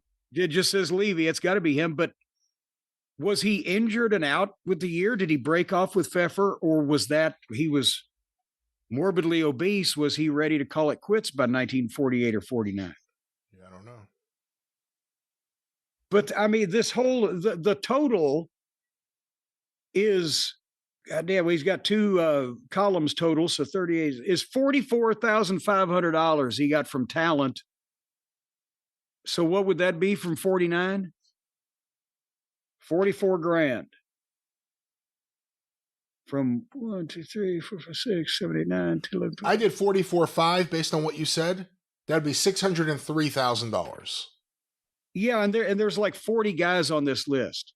So that no wonder he was fucking crazy writing letters all the time. Can you imagine trying to keep up with all of that in the days before modern communication, as they say? No, based on the money he was making, if he didn't live in hotels his whole life, he had enough money to have like a beautiful house anywhere at that point in time. Oh, well, listen to the expenses now. I got his expenses for 1950. Remember, I found this picture I got printed out from Hotchkiss, because 1950 is the year where he made like $60,000 plus in booking fees from talent and a promoter in Ohio. But he declared 26 grand in expenses. $26,000 in 1950 is the same as him declaring fucking $300,000 in expenses off of his income tax, right? Railroad fares and transportation, $1,981. Hotels, $1,624. Office storage, $345. Where's that? Yeah. He was storing his meals while on road, $2,920. Let's say $3 grand. That he's writing off like 45 grand in food or whatever. Taxi, $1,300. Photos, cuts, and mats. That's pictures and the printing process of the day. $668. Tips on railroads and hotels, $1,020. That's 13 grand in tips. Printing, addressing, and mailing, $285. Stenographic and secretarial service, $1,500. Telegrams, Western Union, $155. Telephone, long distance, $2,276. The only thing he spent more on than the phone was on food. Postage, $1,404. Luggage, $352. Dressing room attendance and help, $780. Capes and tailoring, $358. Oh, bonus to athletes and help, $3,357. Remember, he gave Rogers a $1,500 bonus. And then entertaining, publicity, gifts, promotion, and public relations, $5,853. So that was how but still, he would have ended up, he's writing off everything because he has no home. He lives in hotels. He writes off all of his meals, all of his phone calls. So he still came out $30-something thousand ahead and paid tax on that. Where'd all the rest of that money go? And that's 1 year. We're talking in today's money. That's 1 year. We're talking in today's money. In the 1950s, he made millions.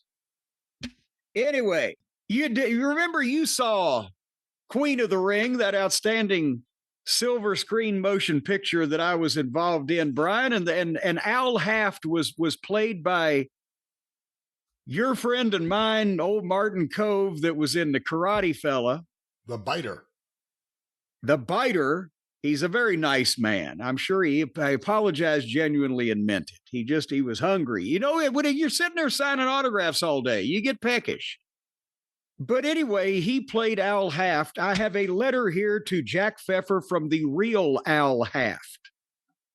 Would you like to hear how the real Al Haft spoke? Yeah. On February 2nd, 1949. Dear friend Jack, your letter to hand yesterday, so I'm getting a few lines off to you this afternoon. Just talked to Sam Muchnick. He tells me that Thez and Gorgeous had a big house in St. Louis. Looks like the fans want spectacular shows and showmen. The old days of wrestling are out and looks like they will not return for a long time indeed. Some things never change. He continues, yes, I think you are right about selling Buddy as the nature boy. We will do that all along the line as it sure looks like the public wants the old hunkus junkus. Now, first, the hunkus junkus. He says, who the hell, but he censors it, H-L. Are we not to give them what they want? Buddy can get along on legitimate wrestling, but with the old hunkus junkus, we can no doubt do better as per the Gorgeous line of action. So he's talking about the gimmick. Pfeffer has pitched Al Haft, who would later on be one of the most important people in Rogers' career. Rogers was based there. He booked there. He had his crew of talent in and out of there. And this is Pfeffer having just pitched Al Haft on giving Rogers the gimmick of the nature boy. And Al Haft is still like, yeah, all this fucking modern fucking hunkus junkus. But listen to this, because this was also about when they were ready to reopen wrestling in Madison Square Garden in early 1949. That's when we just talked about last week. They opened with Gorgeous George and it bombed. And then they came back at the end of the year with Rocca and they sold out and turned them away. Well, Haft is saying there's a lot of bad publicity coming out of New York. Whenever they open the Garden, it gets national publicity, and on wrestling, it's not good. So with the old hocus pocus going into the Garden, we can look for a lot of vaudeville stories out of New York. Every time that again, there would try to be a revival in New York, the press would revive all of the gaga about it, and it would do bad, it would spread and do bad business in some of the other markets. And that was Pfeffer, though. That was one of the people that got it going in the press with that stuff. Well, but that was 15 years before that. But he continues, Joe Williams had a lousy story on the UP wire a couple of days back. It gave wrestling a bad break. Guess I'll have to find a big Eastern trust to give them a lot of hell. This way it takes the mind off of us out here in the sticks. We'll make every effort to go along with Buddy around here, and I know we'll get the job done. So, wow. Again, Al Haft, an old timer, but he's knocking Gorgeous George, but he would end up making a fortune with Nature Boy Buddy Rogers.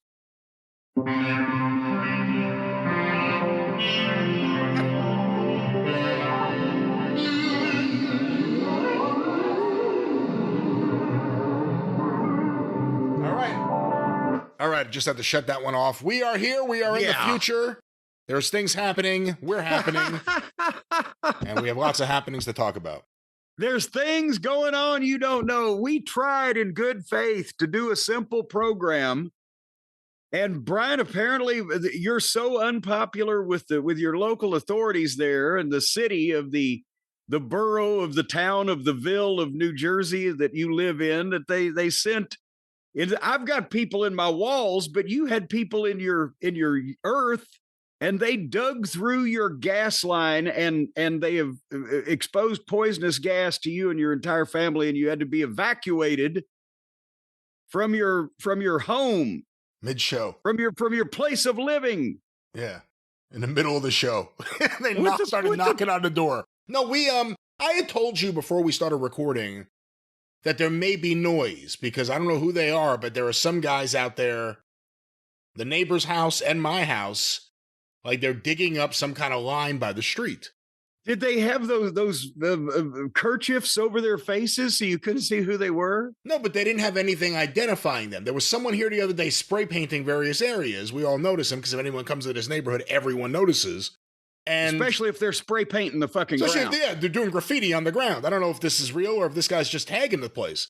So these guys are doing their thing. And I said to you, I don't know if there's going to be noise. There are guys out there working. I don't know what they're doing. I hate to start complaining about noise now. And then the next noise was the cop banging on my door saying, is anyone else here? I said, yeah, my other family members here. All right, can you all please go out the back and come around the side of the house? I'm like, what's going on? And then with your hands up? I just see gas spraying into the air. Just you can see it? You could see it. It's like a mist. It was like a mist of noxious fumes. So we all got out of here. It was fucking humid and hot. Again, mid-show. I grabbed my wallet and everything, thank God. And we had to wait there. They had to call in. What did you think? It was a diversion? It's a heist movie, and while you're out in the yard, they're going to come in and knock your house over? I'm prepared for anything. And yeah, eventually they let me come get my car, while all of a sudden fire trucks from all sorts of places and PSE&G, the electric company, were here. It was Comcast, by the way. Some fucking unit of contractors, because they don't work for Comcast, some unit of contractors that Comcast somehow found by the side of the railroad came out here and started just digging up shit and hit a fucking gas line. So yeah, so they had to block off the street. I was the only person able to get my car. The cop had to escort me to get my car. And I'm thinking, all right, he wants to make sure I'm not going to, burglarize myself or something. And he says, I have to escort you in case you pass out. I was like, oh shit, I better hurry up. And what about him? Is it like accountability buddies? You're responsible for him. If he fucking teeters over, you got to drag this giant cop out of your yard? Maybe they have special oxygen training. I really don't know, but he seemed very confident in his abilities to survive. Was he doing a special breathing technique? It was a pain in the ass. And then, later on, all of a sudden there's all sorts of crews here and they clear us to go back in the house. Then they have to turn off the gas house by house on the entire street. And then they fix whatever they have to fix. And then they have to turn the gas on house by house. And they have to check the water heaters house by house. Biggest pain in the ass. I was like, hey man, who's going to take care of the fucking holes they were digging up in my fucking yard? And he goes, well, I just got here. It's dark. I can't really see. I don't know what. Yeah, I'm like, all right, they're already trying to wash their hands of this. They're washing their hands of it. But besides the fact he's there to fix a poisonous gas line, but he says it's dark and I can't see? Yeah. The fuck? So I have to deal with this later on, but we're all alive, we're all safe, and the only noxious fumes will be our wrestling talk. Well, I don't know about that. You may have. Are you feeling lightheaded? You feeling dizzy? It's awful tight in here, Oh, man. Kevin Sullivan used to do that to me all the time, and he knew I was on planes. If he'd be sitting next to me, I'd be trying to read my magazine, and he'd tap me on the shoulder. As I'd look up, his forehead would be against mine. Awful tight in here, isn't it? Anyhow, we're glad that you're back in your home there, and hope. And do you have any of the monitors where it goes off if you got carbon monoxide or carbon tetrachloride or whatever the fuck it is? Yeah, we have all sorts of shit to, if anything was bad in the house, we would. And now we know the path to go to get out. Luckily, this is a nice fire drill here. Move slowly and in single file fashion. Go down, come around the side, go around, find the police car. Around the pool next to the tennis court. It was nice. All the other neighbors came out. Everyone got evacuated. It wasn't just us. They had to evacuate everyone. Oh, so everybody got a chance to catch up in the middle of the street. It was like a barbecue, but there was no barbecue because if you lit a barbecue, it would explode. So yeah, it was just great. It was a wonderful block party of sorts. There were lights, lots of lights. Cold marshmallows. Nope, couldn't do that. That would have been a problem. Cold marshmallows. Just stand there and eat marshmallows. These contractors are sitting by the side of the road. You could tell they have no idea what's going on. They know they caused this. They know they did this. And they know they just have to sit there and wait for who knows what. Well, now, what type of punitive repercussions are you going to try to inflict on these people? Because I know you're a vindictive, evil man. In what fashion have you found the corporate entity yet that you can sue and or harass? My thing is, if someone jumps in front of you and fucks up your agenda, there has to be some sort of you have to fix that. Yes, there's got to be some kind of compensation. I don't interfere with your day. If you interfere with my day is very valuable. Some kind of day of reckoning. You can't just impede someone's forward progress, either literally or figuratively, in a free country. And they're in the pursuit of their business. They're in the pursuit of living their life. And suddenly you throw a wrench a spanner into the mix, as they say across the pond. No, I was literally recording something that people all around the world will be listening to, and some guys, I don't know where these bozos came from, cut a fucking gas line. I don't even know what they're doing. That's when I found out they were Comcast. I'm like, oh, are they with the energy company? Like, what are they working on? What are the chances that both you and I, in the space of just a couple of months, two people out of a country of 350 million that are associated with in this fashion would have a bunch of fucking morons digging trenches and ditches in their goddamn yard in just in the space of a short period of time? Ridiculous. I It's said that I did say to the ridiculous. cop too, the cop who walked me back to make sure I didn't pass out. I said, who do I sue? And I just wanted to hear what he would say. And he's like, oh, I can't answer that. I can't answer that. Obviously, a lot of emotional distress and a lot of, this ruins your work. He's telling me everything I would think. I'm like, yeah, that's right. Yeah, I agree. Yeah. You know anybody? No, it's Well, we know somebody. we know somebody. He's very Question is, busy. goddamn, does he have time to do anything else for anybody else? He's doing all these things for us. Well, once again, Stephen P. New 877-50-STEVE. Get even with Stephen, newlawoffice.com. But Jim, If you've been gassed, if you're an innocent victim of poisonous gas in your own home, courtesy of the cable company, call Stephen P. New. Well, before we go on with what we were trying to go on and on about before we were interrupted, now there's a new wrinkle in this wide world of wrestling, Brian. We have just been talking about earlier in the show the very first experimental television broadcasts of pro wrestling in the United States in 1940, to where the technology existed that they were doing it, but it just nobody could see it because they didn't have the screens. 85 years later, every son of a bitch in this country has 4 or 5 screens. And now they're going to be broadcasting the big wrestling shows on a technology or a service that technically doesn't even exist yet. The WWE is now going to be on a service that the premium live events, pay-per-views, as we say, are not going to be on the cock. They're going to be on a service that ESPN is launching later on, sometime this month. And we're going to all have to subscribe to that to see these premium live events now. I just said it's getting harder to watch wrestling, both because the shows are harder to watch and because how are you supposed to find all these fucking things?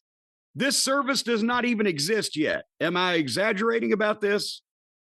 Well, this is a service ESPN will be launching, and like anyone who knows anything about launching new platforms and new formats of home entertainment, wrestling fans are usually the people you can count on to be there, and ESPN is banking on WWE bringing people into their service for a very high price, $29.99 a month. It's a lot more than Peacock. It's a lot more than WWE Network. A lot more than Netflix. I think it's maybe all 3 of those combined, actually. And I have a headline here from the Wall Street Journal. Disney paying $1.6 billion for WWE rights.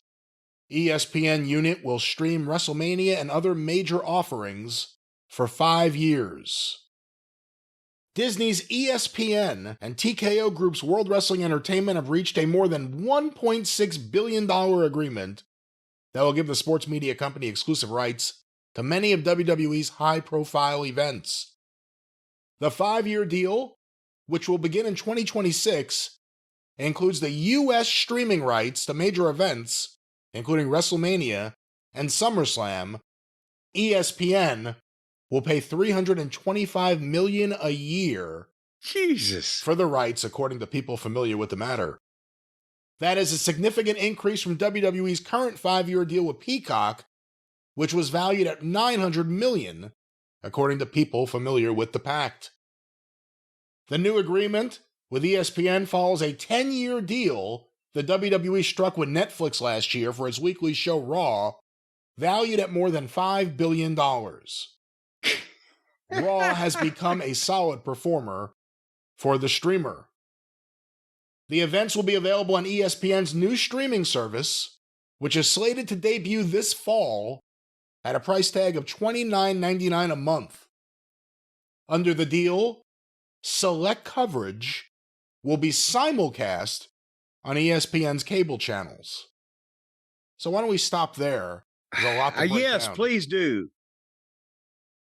And what would you like to break down about the fact that, again, they're making billions and billions of dollars, but how many different things do we have to find and follow to see all this shit? And you said something wrong, Brian. It's $29.99 a month, but I saw if you sign up for the whole year, it's only $300. Oh, what a great deal. But here's the thing, and I'll let you say what you was going to say, but people were mad at me when I was trying to order the pay-per-view, like God intended. Pay-per-view television, big event, cable remote, easy to do, whatever the fuck. You're paying $60 a month. Well, actually, it's $50, I think. But you're paying $50 a month when you can stream it on this and that and the other thing. And why are you wasting all that money? You're just crazy. Because normally you could see all the goddamn wrestling TV shows on television, which even if you're paying for TBS, you've got a 400 fucking cable channels. So how much are you really paying for TBS? But you buy one pay-per-view once a month and you get to fast forward and rewind and DVR it and do all the things. And it's easy to watch and you don't have to fuck with the streaming. And my time is valuable to me. And if I can save an hour searching through the goddamn endless travelogues and advertisements and entrances, then it's worth the $50. But now, do we still need Netflix, Brian? We're going to need Netflix for Raw. Well, I still have Netflix for other things beyond wrestling, but yeah, Raw will be there for 10 years. Well, see, that's the thing is, this is starting to be, I would not have Netflix if it wasn't Raw wasn't on it. I would not have this goddamn thing that I'm apparently going to have if the pay-per-views weren't on it. How many different things are we going to have to $20 and $30 ourselves to death on to see all this shit? Well, see, that's the thing that to me is most interesting. You know, WWE getting a big deal with someone trying to make it in streaming, that's not a surprise. That's where you're going to get the money nowadays. But the idea that ESPN is launching this service at $30 a month, which is significantly more than just about every streaming service now or in the past. Not that there aren't some that are above that, but by and large, nothing major. The plan is wrestling fans have gotten used to streaming their pay-per-view events. Pay-per-view's dead. Not even just because no one does it. Literally, in demand is dead. Some listeners sent over emails they got saying the way to get pay-per-view now is go to ppv.com or go to this. Stream it. Even the pay-per-view companies are saying stream it because in demand's dead. But they've trained everyone to stream. They've trained everyone for a range of payment between $9.99 and, let's say 20-something. And now it's going to be more than that.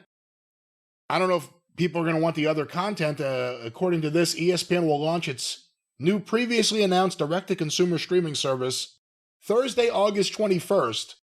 So they've moved it up, bringing the full suite of ESPN networks and services within an enhanced ESPN app with new personalized features and functionality direct to fans. What the fuck does that mean? This coincides with the start of college football and NFL seasons, U.S. Open tennis, international soccer, women's college soccer, volleyball, field hockey, and more. No disc golf, it doesn't say. There is not one goddamn thing of those things that I would watch, even if it was on free television. And ESPN lost baseball. With the start of or they gave up on baseball, however you want to put it. With the start of the WNBA playoffs, PLL playoffs, and NBA and NHL seasons, as well as the UFC and WWE events just around the corner. So, again, ESPN is banking on wrestling fans needing to see this content and being willing to pay $30 a month. Because you may not want to watch field hockey or volleyball or college athletics or any of these Is things. there curling? Do they have curling? I don't know. The Pat McAfee show, they have that. No, that's swerving. I'm talking about curling. So now WWE has multi-year, I shouldn't say multi-billions, even though one of them I guess was, but these multi-year deals with both NBC, Netflix, because NBC owns USA Network and that's where SmackDown is, Netflix, and Disney with ESPN. So that's ABC Networks too. Again, they're trying to get every bit of it. I mean, this is all. Well, now wait a minute. Also, I'm not saying we can't enjoy it and it won't be good things, but this is the biggest money grab in wrestling history, and it'll probably continue for a good period of time. But it's. What about Peacock? The poor old cock, the lonely spare cock at the wedding. There's a bunch of stuff on there. Is that transferring over to this ESPN thing, or? Well, I see some reporting here from Brandon Thurston of WrestleNomics. Some details that might not be elsewhere. The new deal does not include library rights. So, the archive, they won't have that. I don't know if that means all the archive or just not the pay-per-view archive, because if they're going to have all the pay-per-views, is it just, here's the current batch, or, typically you go to it used to be the network, now Peacock, and it's like WrestleMania, Season 7, Episode 1. WrestleMania Season 8, Episode 1. I don't know how that's going to work, but they apparently do not have the catalog, which is now another thing WWE could try to sell to someone. And maybe it'll be Peacock. Hey, you lose the pay-per-views, but we'll give you the catalog. Who knows? Okay, and again, I hate the streaming television, but even for people who like the streaming television, isn't that going to be a lot of time and effort and work and money to buy all of the streamings that would be needed to see all of the shit that they would have to spend time to figure out where it was and what it was on and when it was on and find it and watch it? It's going to be a lot of work, and they're going to use ESPN to boost this. Brandon Thurston has here, ESPN will have pre and post premium live event shows, so the post-game show. That's why they got rid of the media scrum right before Brock Lesnar comes back and everything. They get rid of the media scrum, which even their media scrums were kind of softballish, but every now and then a question got by. Also, Sports Center expected to be broadcast at some premium live event locations. So again, what that means is that they're going to use their cable channel to sell nonstop WWE pay-per-view events, because they need people to buy those events and get their subscription. It's going to be over the top obnoxious. You remember when softball coverage. ESPN has always had softball coverage at WWE. This is now, there is not going to be any coverage. It's literally just going to be, repeating their press releases live on the air. No, but I'm old enough, Sonny, to remember when there was a time where ESPN was like, wrestling? Why would we talk about wrestling? And then they ended up with Vern's show on Tuesday afternoons or whatever. And then all these years later, wrestling is the fucking linchpin of their organization. It is a famous story in the ESPN oral history. Like, they had a meeting one day, and one of the executives says, and we have a chance to get this wrestling show, and we can have it on. We have whatever they're saying about it. And they have this person and that person, and they got Sergeant Slaughter. And one of the executives like, wait, they got Slaughter? And everyone stopped and looked at him. But yeah, ESPN for years had Vern Gagne's show, had Legends of World Class, had Global Wrestling Federation. I think those are the big three that were on ESPN. ESPN Classic. But when they were, here's the thing: the World Class shows they aired were like fucking 3 years old. I was in Charlotte and been living there for a couple of years when I was on TV with the Midnight every afternoon. It was just they never understood how to run a wrestling show on a regular basis, brand new, that people wanted to see. But they could air those shows, but no actual healthy current modern promotion could get on it. I was fascinated by those shows because it was like nothing I'd ever seen before. All the screaming fans. And then I'm like, is that Rick Rude with a smaller perm? And then that was the first time I saw Percy Pringle. And then I'm like, are they in a barn? Because I saw that sidewall. I was like, what is this? They look great. But at ESPN in the WWE business big time, this is 1.6 times an increase over the Peacock deal, which again was $900 million. Again, what are your thoughts on WWE doing this on the price tag? Do you think the price tag is too much? Well, even though you were willing to pay $50 a month, have they trained their general audience that that's too much monthly for wrestling pay-per-views? I think you're going to naturally lose the least dedicated people or the least motivated people, or however you want to describe it. Well, here's another thing they want me to pay $30 a month for when they've been getting it for less. And that was my original problem with the WWE network. When they went from WrestleMania being a $50 pay-per-view to $9.99 a month, you get everything. I said, well, they've just devalued everything that anybody could do. Because if you're used to getting big shows for a really cheap price, and then anything substantial comes along, they get $5 a month, may not be bad, but but also it's just so much to keep track of. And especially the older viewers are already predisposed to not like this shit because it's phony compared to what they were used to.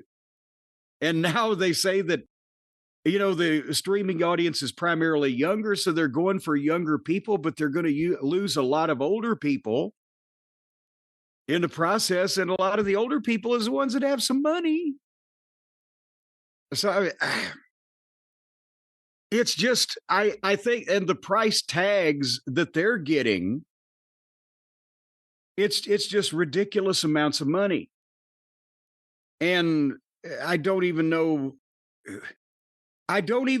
why that anyone would think that anything is worth $1 billion over 5 years, except a cure for cancer.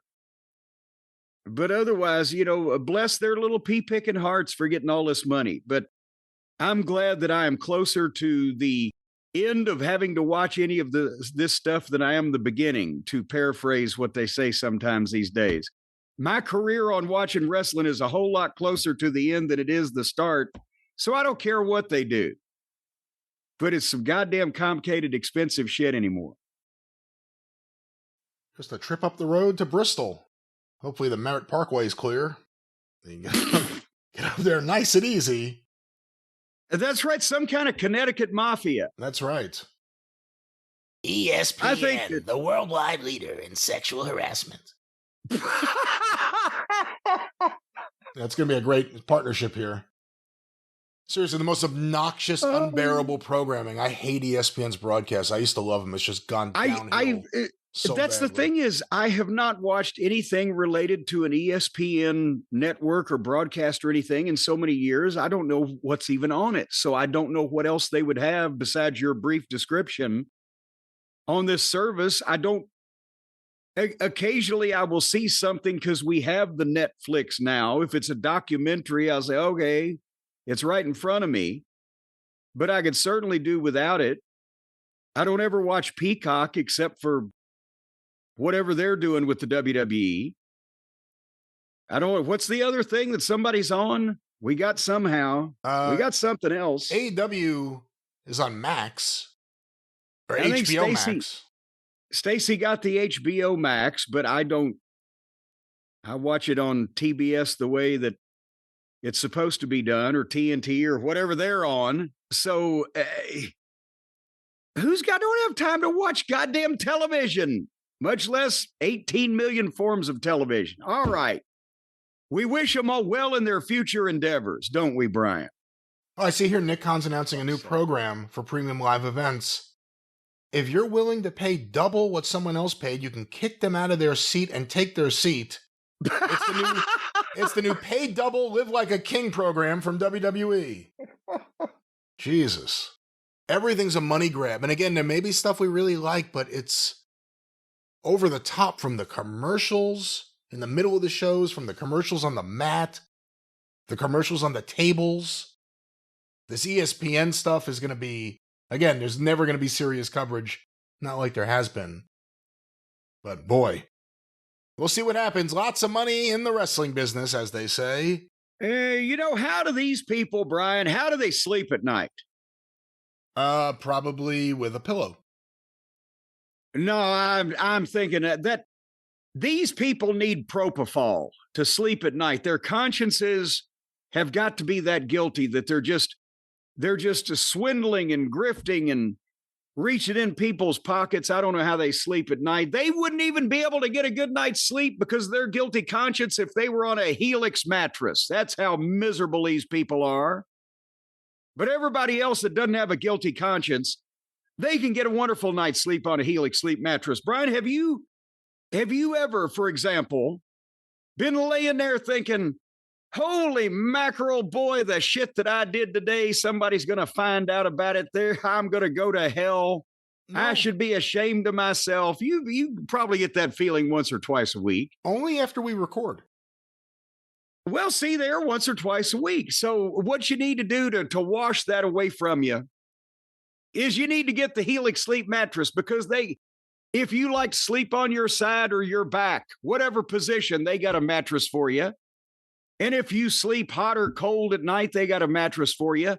So why shouldn't they have a mattress for you if you've got a guilty conscience? The special guilty conscience Helix sleep mattress, you lay down on that and instantly, it doesn't matter what you've done. I understand South American dictators sleep like babies on this thing. It's amazing. So go out and, as a matter of fact, commit some, if not crimes, at least sins against humanity. And then go to helixsleep.com and get one of these wonderful guilty conscience era mattresses, and you will sleep the sleep of the angels. But if you're just a regular person, they got stuff for you too. Brian, of course, we've talked about it many times. The Helix mattresses, they've got all natural ingredients. They don't have asbestos and sawdust and barbed wire in them like some of the other major mattress organizations. I understand there's been a big run on broken glass amongst the indie wrestler mattress companies. Again, we can't speak to what they do. We can speak to what you can get from Helix. Great mattresses. None of these items that you would find at an indie wrestling show. Just great mattresses from Helix. Yeah, a lot of indie wrestlers, when they end up flat on their backs in body casts, they switch to mattress manufacturing. You don't want that. Whether you got snoring or back pain or sleep apnea or have trouble sleeping through the night or just sweating like a hooker in St. Mark's Cathedral, you can find something to help you at helixsleep.com. And right now, Brian, there's a big holiday coming up. Labor Day, that's a day that nobody works. And you can get early access to the Labor Day sale. That's what they're calling it right now. The Labor Day sale early access, where there's 20% off site-wide, whatever mattress you want, whatever kind, whatever shape, whatever. Well, I don't really know they come in different colors, but you know what I mean. They got different colored sheets. You can get those. But Labor Day, early access, and through August 14th, 20% off site-wide at helixsleep.com/JCE, helixsleep.com/JCE. It'll be delivered to your door.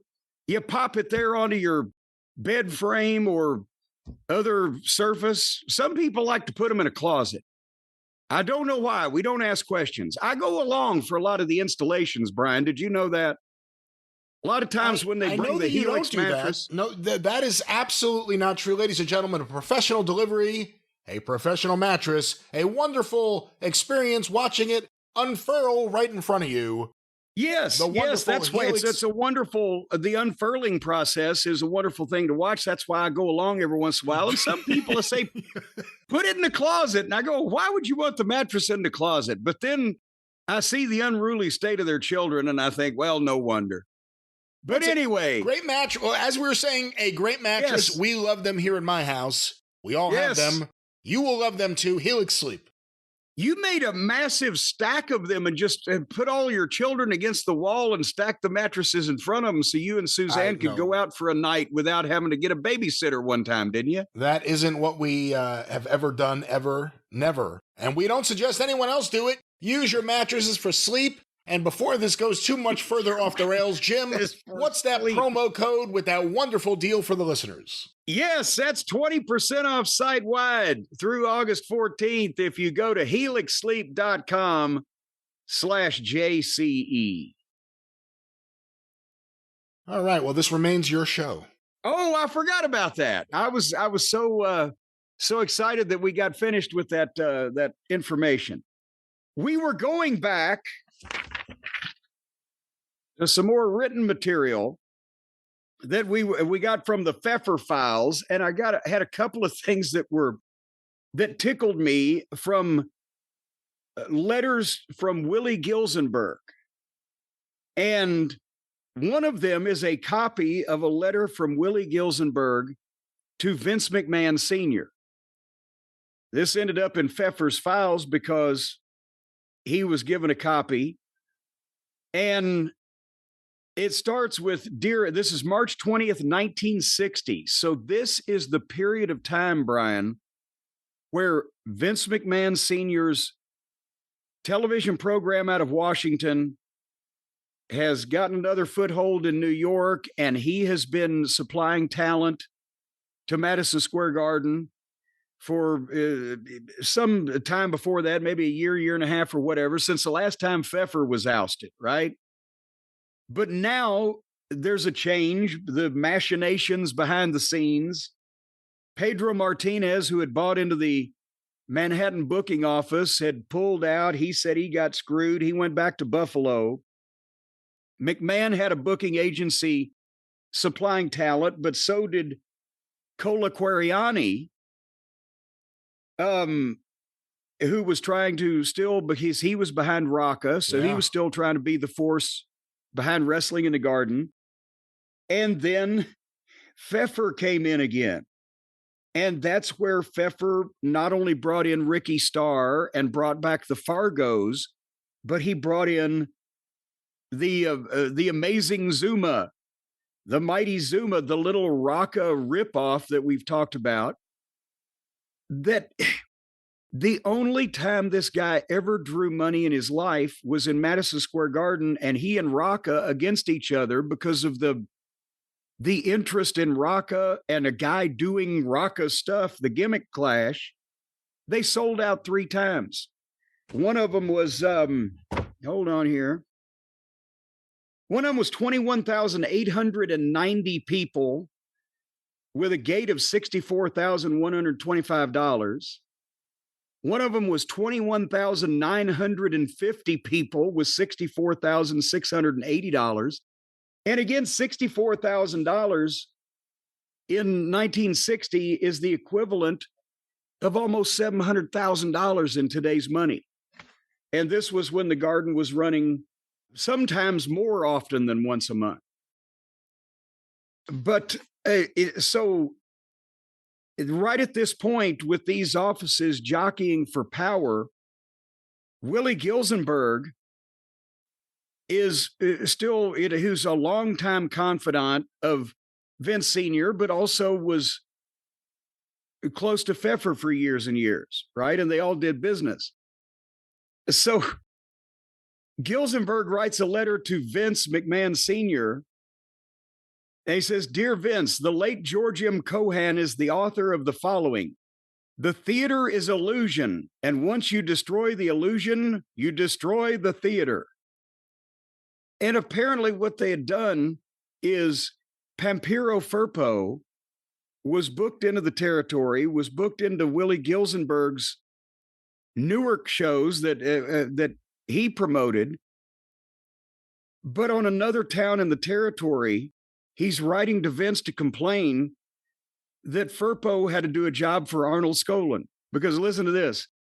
I write this, the above quote, because of the fact that Pampero Firpo was placed right in the center of the ring to look up into the sun by Arnold Skolin in capital letters. He says, it's really hard to believe this comes under the heading of an error. Just how did this happen? Could it be due to me saying over TV, if you think Bruno Sammartino is strong, just watch Firpo here next Thursday night? There certainly could have been another way to make up time. Babe and I have really, that was his partner in promotion. Babe and I have really put some money into the business since October, plus an added amount of woes for me to carry due to Babe's illness.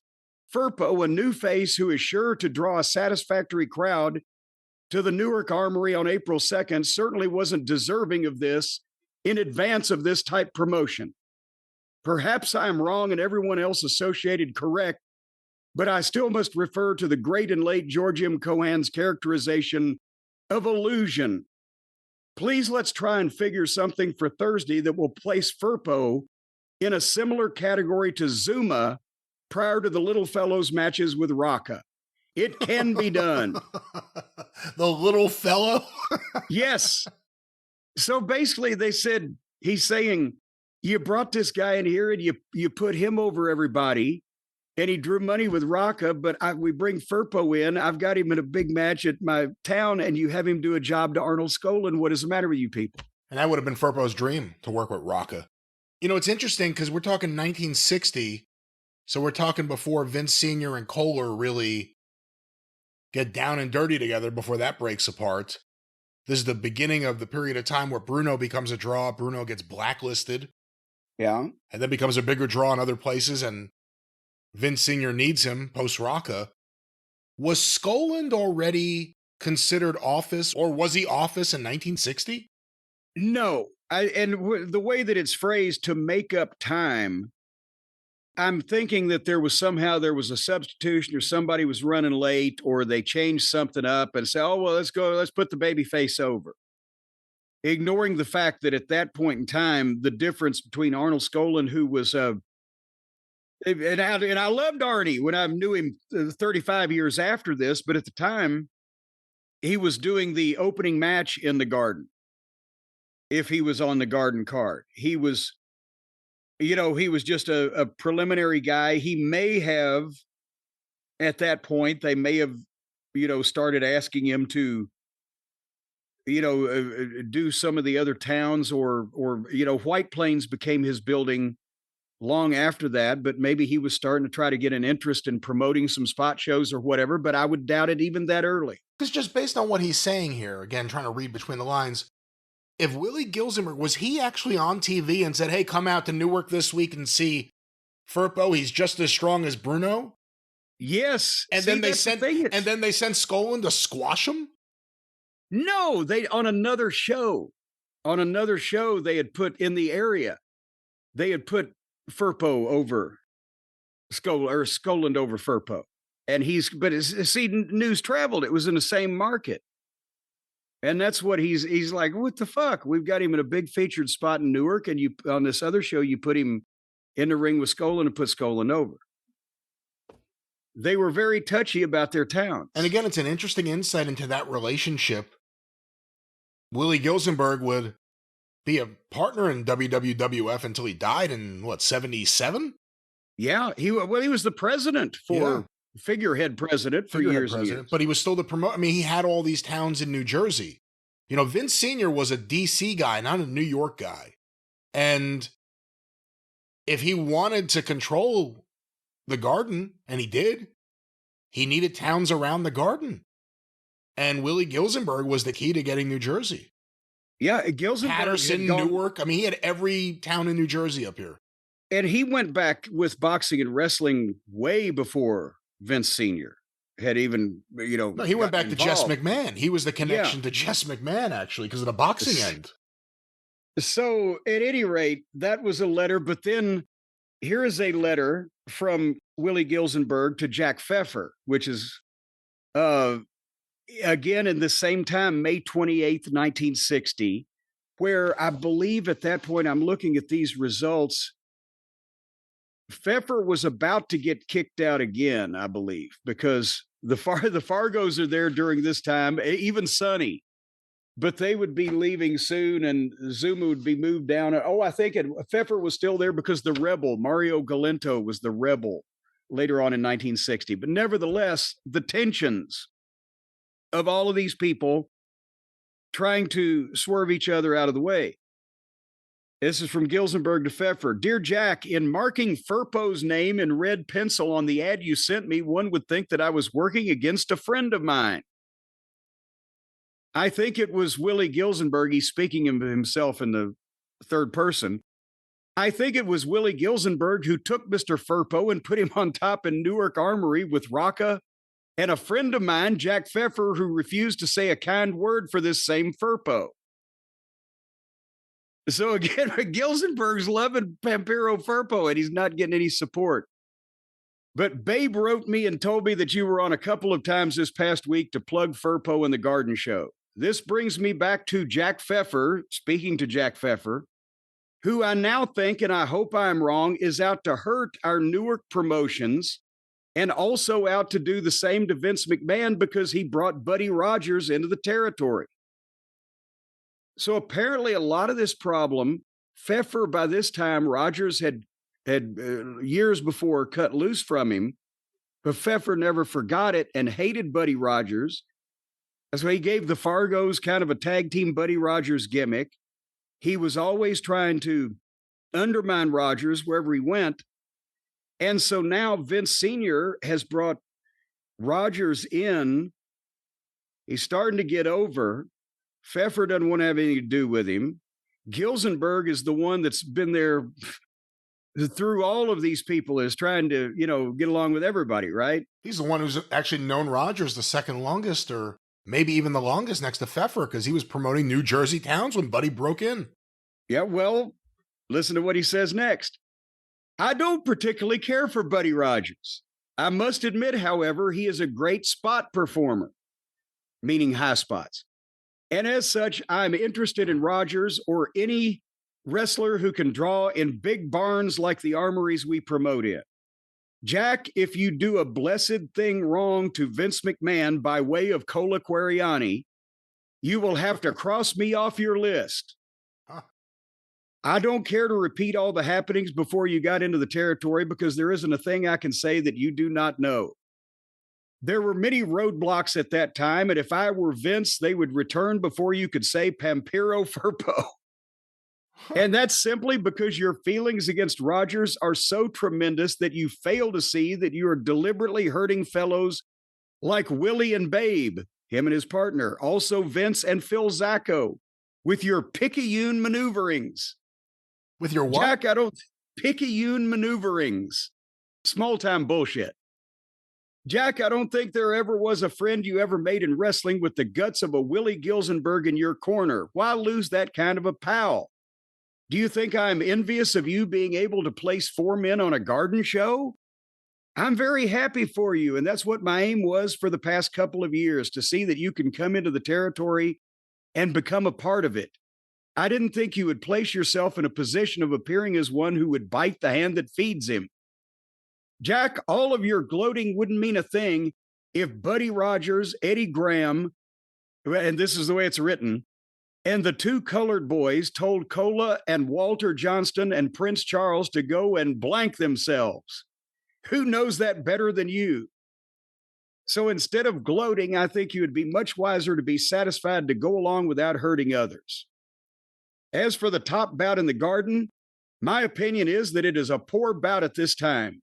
The underneath is well loaded, but even that could be improved by pairing the colored boys as a team against either the Fargos or Rogers and Graham. But that's only my opinion. I hope I'm wrong and there's a good house in Madison Square Garden, if only for the reason that a good house is helpful to the business. Warmest regards, Gilly. Wow, that is fascinating. Weird question to start with Prince Charles. I mean, is he just referring to, the current king because he was a boy at that time, or is there someone? No, Walter and Prince Charles, I think, is Walter and Charles Johnston, the garden promoters, the Johnston family. And their longest running wrestling advisor had been Cola Quariani because he had the key to Rocca. Yeah. So he had to, and at various points, he would be aligned with different people based on the way the wind was blowing. What do you think of apparently Pfeffer not being a fan of Pampero Firpo. It almost seems like he'd be right down his alley. The exact kind of person that. Well, Pfeffer I don't know what I'm going back here to hold on to look at the. Apparently, when Feffer would mark things in red pencil on ads or programs he got, that meant he was wanting whoever that he was sending that to look at what they're doing to me. They're double crossing me. So it may have been in some previous conversation that, I don't know that Pfeffer was pissed at Firpo. Pfeffer was probably pissed that Firpo was on Gilzenberg's card at the same time as something else or whatever. Did you ever hear anything about the relationship, if there was any, between Jackie Fargo and Buddy Rogers? Like, if they ran into each other, what was that conversation like? Well, here's the thing. At one point, Fargo was quoted when they asked him about him. How much did Buddy Rogers influence you? Well, I never saw him. But obviously, that was the influence. And Jackie, especially, I don't think Don just took the name of the gimmick like he took all the names of the gimmicks, but Jackie more, they took the strut, but Jackie more consciously was a Buddy Rogers disciple in terms of even calling everybody Pally in a locker room or, shit like that. And not only the strut, but the hair and some of the robes, and especially his work as a heel. He was a big influence because he was an influence on, on all of the fucking boys of that generation, like Flair was, and then Michaels and etc. But I think of the Fargos, Don, he had the better body and he did the strut, but he didn't keep the blonde hair. He didn't keep that gift throughout his life. Jackie did. I think Jackie was more of a Southern version of Nature Boy Buddy Rogers. And especially with the babyface promo appeal that he had. He didn't get a chance to do a lot of heel promos, Jackie, after 61 or 62, but the genuineness of and a lot of the old Rogers tricks and high spots and, et cetera. So he was definitely influenced. Are you surprised Willie Gilzenberg put all of that into a letter in 1960 as a wrestling promoter? Well, no, because that's what they did then when they were writing to each other personally. The letters are amazing and you can kind of get an idea, but still it would be a forensic job of years to be able to put all of these files there at Notre Dame and all the letters together and connect all the dots. It would be, I don't know if it can ever be done, to determine exactly who was on the ins and outs with who at what time and why all through those decades. Anywho, here you want to close up with one about your favorite Pinky George? Yeah, I just mentioned him the other day. That's right. When I said we'll play Guess the Letter Writer, you said, well, no, it's not going to be somebody like Pinky George, right? And no. But this one I'll tell you is ahead of time. Because you will remember from the NWA history that Pinky George is the one who got everybody together in 1948. And the original, what was it, 6 promoters or 7? They signed the NWA charter, right? So technically, Pinky George started it. And then he was the first president, right? He was the first president. And then after a few years, Sam Muchnick in St. Louis. And I know a lot of people are saying, who's Pinky George? He was the promoter in, goddamn, what was his, help me, his main town? He Kansas City at that time. He was Kansas City at that time. And Sam Muchnick was St. Louis. And later on, obviously, Kansas City would change hands, but St. Louis would remain with Sam Muchnick until he retired. They were always different offices, but they had some of the same owners, operators, bookers, etc. throughout the years. And now, to be fair, Sam Muchnick has been long lauded as, like the last of the old time fair promoters that paid the boys fairly and was level-headed and ran the wrestling dynasty of St. Louis. It was one of the strongest markets in North America. His whole 40 years he was in business, blah, blah, blah. And let me just make a correction, because you and I both had the same brain fart, and now I see this, I'm like, oh yeah, of course. He was the promoter in Des Moines. Des Moines, that's why I couldn't, goddamn, I wasn't going to say Kansas City, but you talked me into it. But nevertheless, Des Moines, Iowa. Iowa and Kansas, two centers of the heartland. But anyway, so as much as people said good things about Sam Muchnick in the wrestling business, you're bound to make some enemies, right? And by the end of the 1950s, Pinky George had resigned from the National Wrestling Alliance and was involved in testifying or giving testimony, at least, and background in the antitrust suit that the government had against the National Wrestling Alliance. So this is a letter that Pinky George apparently wrote, typed out, and sent to all members of the alliance. And in 1959, this is March 1959, there were probably about 35 or 40 of them, right, in the NWA at that period of time. He'd already fallen out with them by that point too, right? Yes. A few years before that. Yes, and that's why he wrote to all the members of the alliance. And at the top, it's written, Jack, I mailed you one at the Noel House in the hotel in Columbus. Regards, Pinky. And the title of it is How the National Wrestling Alliance Became the Muchnick and Company Alliance. Gentlemen of the Alliance, in accepting my resignation from the NWA, Muchnick's letter closed with these famous lines. When I go to bed every night, I do so in good conscience. End of quote. Okay, let's review his conscience. Before the trial here, the St. Louis and Kansas City territories merged.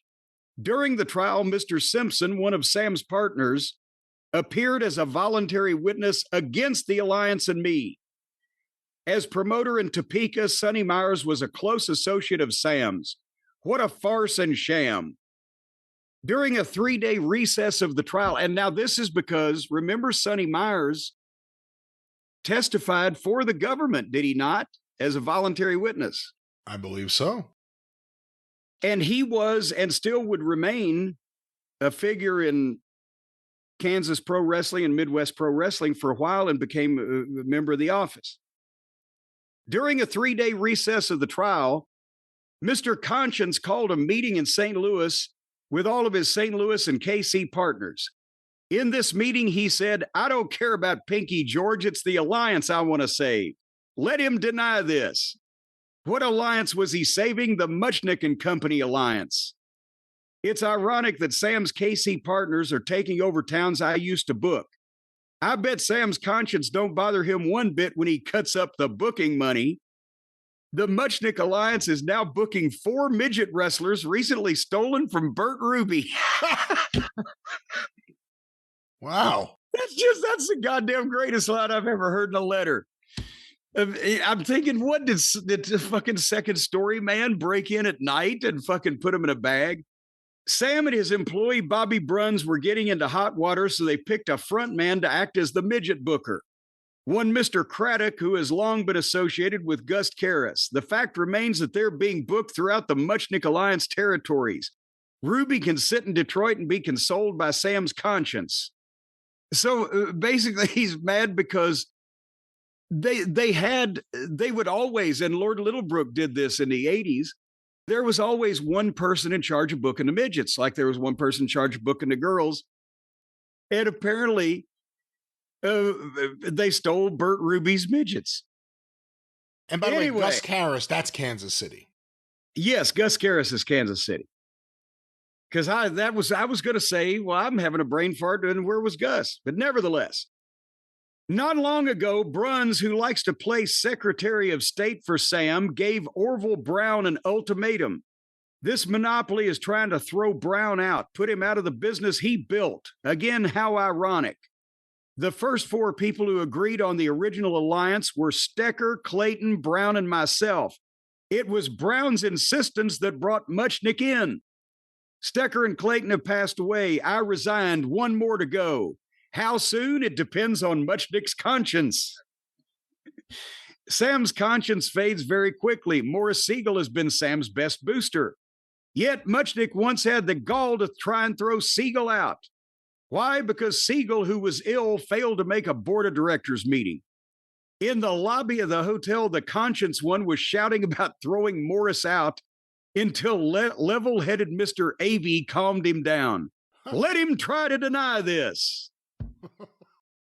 Maybe a little speech and few tears now are in order so all can be forgiven. You all remember the humiliation his former partner Martin Thez used to face.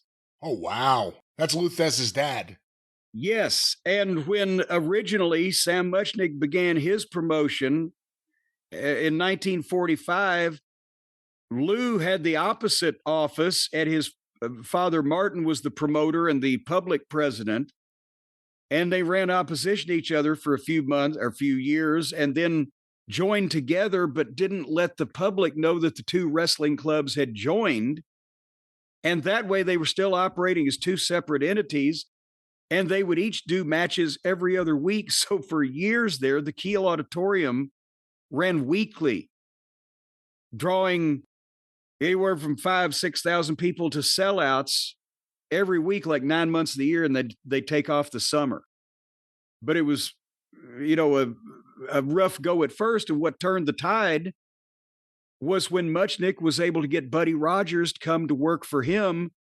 He got his first sellout. He started doing big business, and it brought the Theszes to the bargaining table. And that's another reason. And this was after Rogers had pissed Thez off in 1946 about Lewis. So that was another reason that Thez didn't care for Buddy. But anyway, says you all remember the humiliation Martin Thez used to face, right in open meeting, mind you. The old gentleman couldn't stomach anymore and got out like all Sam's partners do. Everyone knows why Lou Thez laid the load down and got out of St. Louis. Lou's letter from Australia gives you a light on Sam's conscience. Longson was left to face those little snipes. Bill is a nice guy, but... This is amazing. I know it to be a fact that he gave Fred Kohler permission to recognize a U.S. champion. When he realized others didn't like the idea and that he exceeded his authority, he pulled the rug from under Kohler. Why, in good conscience, didn't he admit it was his fault? Wow. Look at all the trouble that could have been avoided. When Fred Kohler made Vern Gagne the U.S. champion on Chicago network television in the early 50s, he was a serious threat competition to the NWA world champion, Lou Thez. Because of the television coverage he had, people started thinking that Gagne was the champion instead of the NWA champion Thez. And that's why Gagne only got a few shots and never after the early 50s. And that's the start of heat between Chicago not being a full NWA member, et cetera, et cetera. That's why he had to become a promoter himself to become world champion. It was never going to happen in the NWA. Yeah. Even though you could argue Lou Thez, Vern Gagne was certainly as deserving as Dick Hutton. Oh, good God. See, that was the thing. If Thez dropped it to Hutton because Hutton could really beat him in a shoot. But the thing is, Gagne had been an NCAA champion, and that water was never really tested. So yeah, Gagne drew a lot more money as a pro than Dick Hutton ever did, to say the least. Anyway, continuing, what about the poor guy from from Carson City? Sam gives him permission to hold a light heavyweight tournament to decide the NWA champion. He had previously given the privilege to Mr. Luteroff, but because Mr. Luteroff was slow, Sam gave Mr. Walker the go-ahead sign. When Luteroff called to his attention that he had been given that right, Sam did a double take. So now the Carson City promoter who had his tournament and champion is without NWA recognition. Sam's territory in partnership with the Kansas City territory and Canadian partners who are safe from the U.S. antitrust laws now comprise an interlocking monopoly that has made the champion and championship their own personal property. All championship matches are held in either Canada or St. Louis. Now, remember. You know what? That's not exactly wrong for that period of time. Yes, Toronto was a huge market in the 50s, and the NWA champion was, yeah. Is this the most negative thing you've ever heard or seen about Sam Muchnick ever, like all at once? Ever. This is amazing. He says, who knows when and where these matches are made? Did you know when the Hutton O'Connor match was made? And remember, they'd given the belt to Whipper Watson. With the presidency in Sam's hand and the power of the championship, he can whip anyone in line. As a matter of fact, it's a blackjack over every member's head. Many who are sick of the situation don't dare resign. Wrestling is their business. As long as the situation exists, I'm going to shout from the rooftops and try to clean it up. Whether Sam wants to admit it or not, capitalized, it was I who was the father of the alliance. As a matter of fact, it was also incorporated here in Iowa with my lawyer, my wife, and I as the incorporators. The alliance was not intended only for the benefit of one man or a small group. It was intended to be a cooperative for the benefit of the whole membership. If I can't clean it up, I'm going to the Justice Department. Someone has to. Oh, boy. I don't know what Sam wants out of life. He's a promoter. He gets a big NWA salary, a paid secretary, expenses for travel. He used to give us a lump sum financial statement. This he stopped last year. Why should he? He has the membership where he wants it, and he has the champion in his pocket. I'd like to remind the president that all of us have made mistakes. All of us have said things we wish to take back. All of us sometime or another have blown our tops, but we are not the president. Our actions are unofficial. His are official and are supposed to represent the alliance. For his mistakes, we can all go before the Justice Department. In closing, I would like to ask the president, how rich can you get with 4 little midgets? Why don't you give them back? Oh, my God. What an ending. Give him back. Give Bert Ruby back his midgets. Oh, my God. This letter, you said, is 59. So when did Fred Kohler take over as NWA president? Was it 60 or 61? I don't know off the top of my head, but one or the other of those. Right after this. Wow. Yeah. But then that fell by the wayside after a few years, and Muchnick was back in and stayed there for about another 10 years. Whatever happened to Muchnick's files? I don't know if you know that. I don't know what he had. I don't remember Larry Madison saying anything from any of the interviews I heard with him over the years. Did they have anything in the office? I know they had programs, obviously, and stuff, but what about the files? I don't know what type of files on financial reports, individual shows, how far back they went. I don't know what they had there, and I'm pretty sure that the partners, Pat O'Connor didn't really care about preserving anything, neither did Bob Brown, Bob Geigel. But the bound set of programs that Muchnick had done from his first show, as an old newspaper man, he kept one copy of each program for each event. And then after a few years, he would have them bound. I have those because they ended up in Pat O'Connor's basement. And when he died, Harry White from St. Louis told his wife, Julie, I know somebody'd want to buy those. What Larry Madison said that he was broken up, that they didn't keep, they probably threw them away. Because Muchnick was a sports writer with the newspapers before he started promoting, so he treated it sports-like in a variety of ways. They kept an information card on every wrestler and every show that they had done so they could pull for a TV commentary or for writing in the program. This is the guy's win-loss record in St. Louis. Here in St. Louis, Pat O'Connor beat this guy, drew this guy, lost it, whatever. All the wrestlers, they had all the statistics in card files. And that apparently no longer exists. Wow, and the idea of Pinky George sent this to all the NWA members. Well, he did not intend to rejoin at that point, and he didn't. But God damn it, I'll tell you what, it's one thing to mismanage the title or start a clique and exclude some of the other promoters. But when you start stealing midgets from poor old Bert Ruby, that's just too much. A lot of people talk about the Sheik and Dick the Bruiser in Detroit. They don't really talk about Bert Ruby's midgets as much as they probably should. They were the key. They were the key to Detroit. and I know we've thrown another name in, but Bert Ruby, before the days of the Sheik in the 60s, and really before Jim Barnett took over there from late 50s through 64, Bert Ruby, and actually still he persisted through the 70s, but he had been more of the owner of the territory, the head man.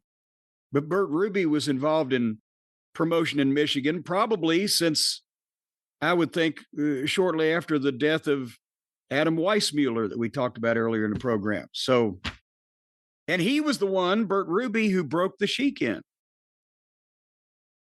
Because the Sheik was from the Michigan there, the area, Lansing. Fascinating. Anyway, has this been just fascinating as all fuck? I have really enjoyed it. We could probably do this another 10 hours, so we should probably stop now so we don't go another 10 hours. That's true. And you may not have liked it, but we liked it more than talking about goddamn ESPN and their fictitious services. Well, that was AEW Dynamite for this past week. Give those midgets back, Tony Khan. All right, we're going to be back in a few days with the other program that we do, yours. I can't remember what the name of it is now. The drive-through, and then back here in a significant period of time with another experience next week. And in parting, give back those midgets. Bye-bye, everybody.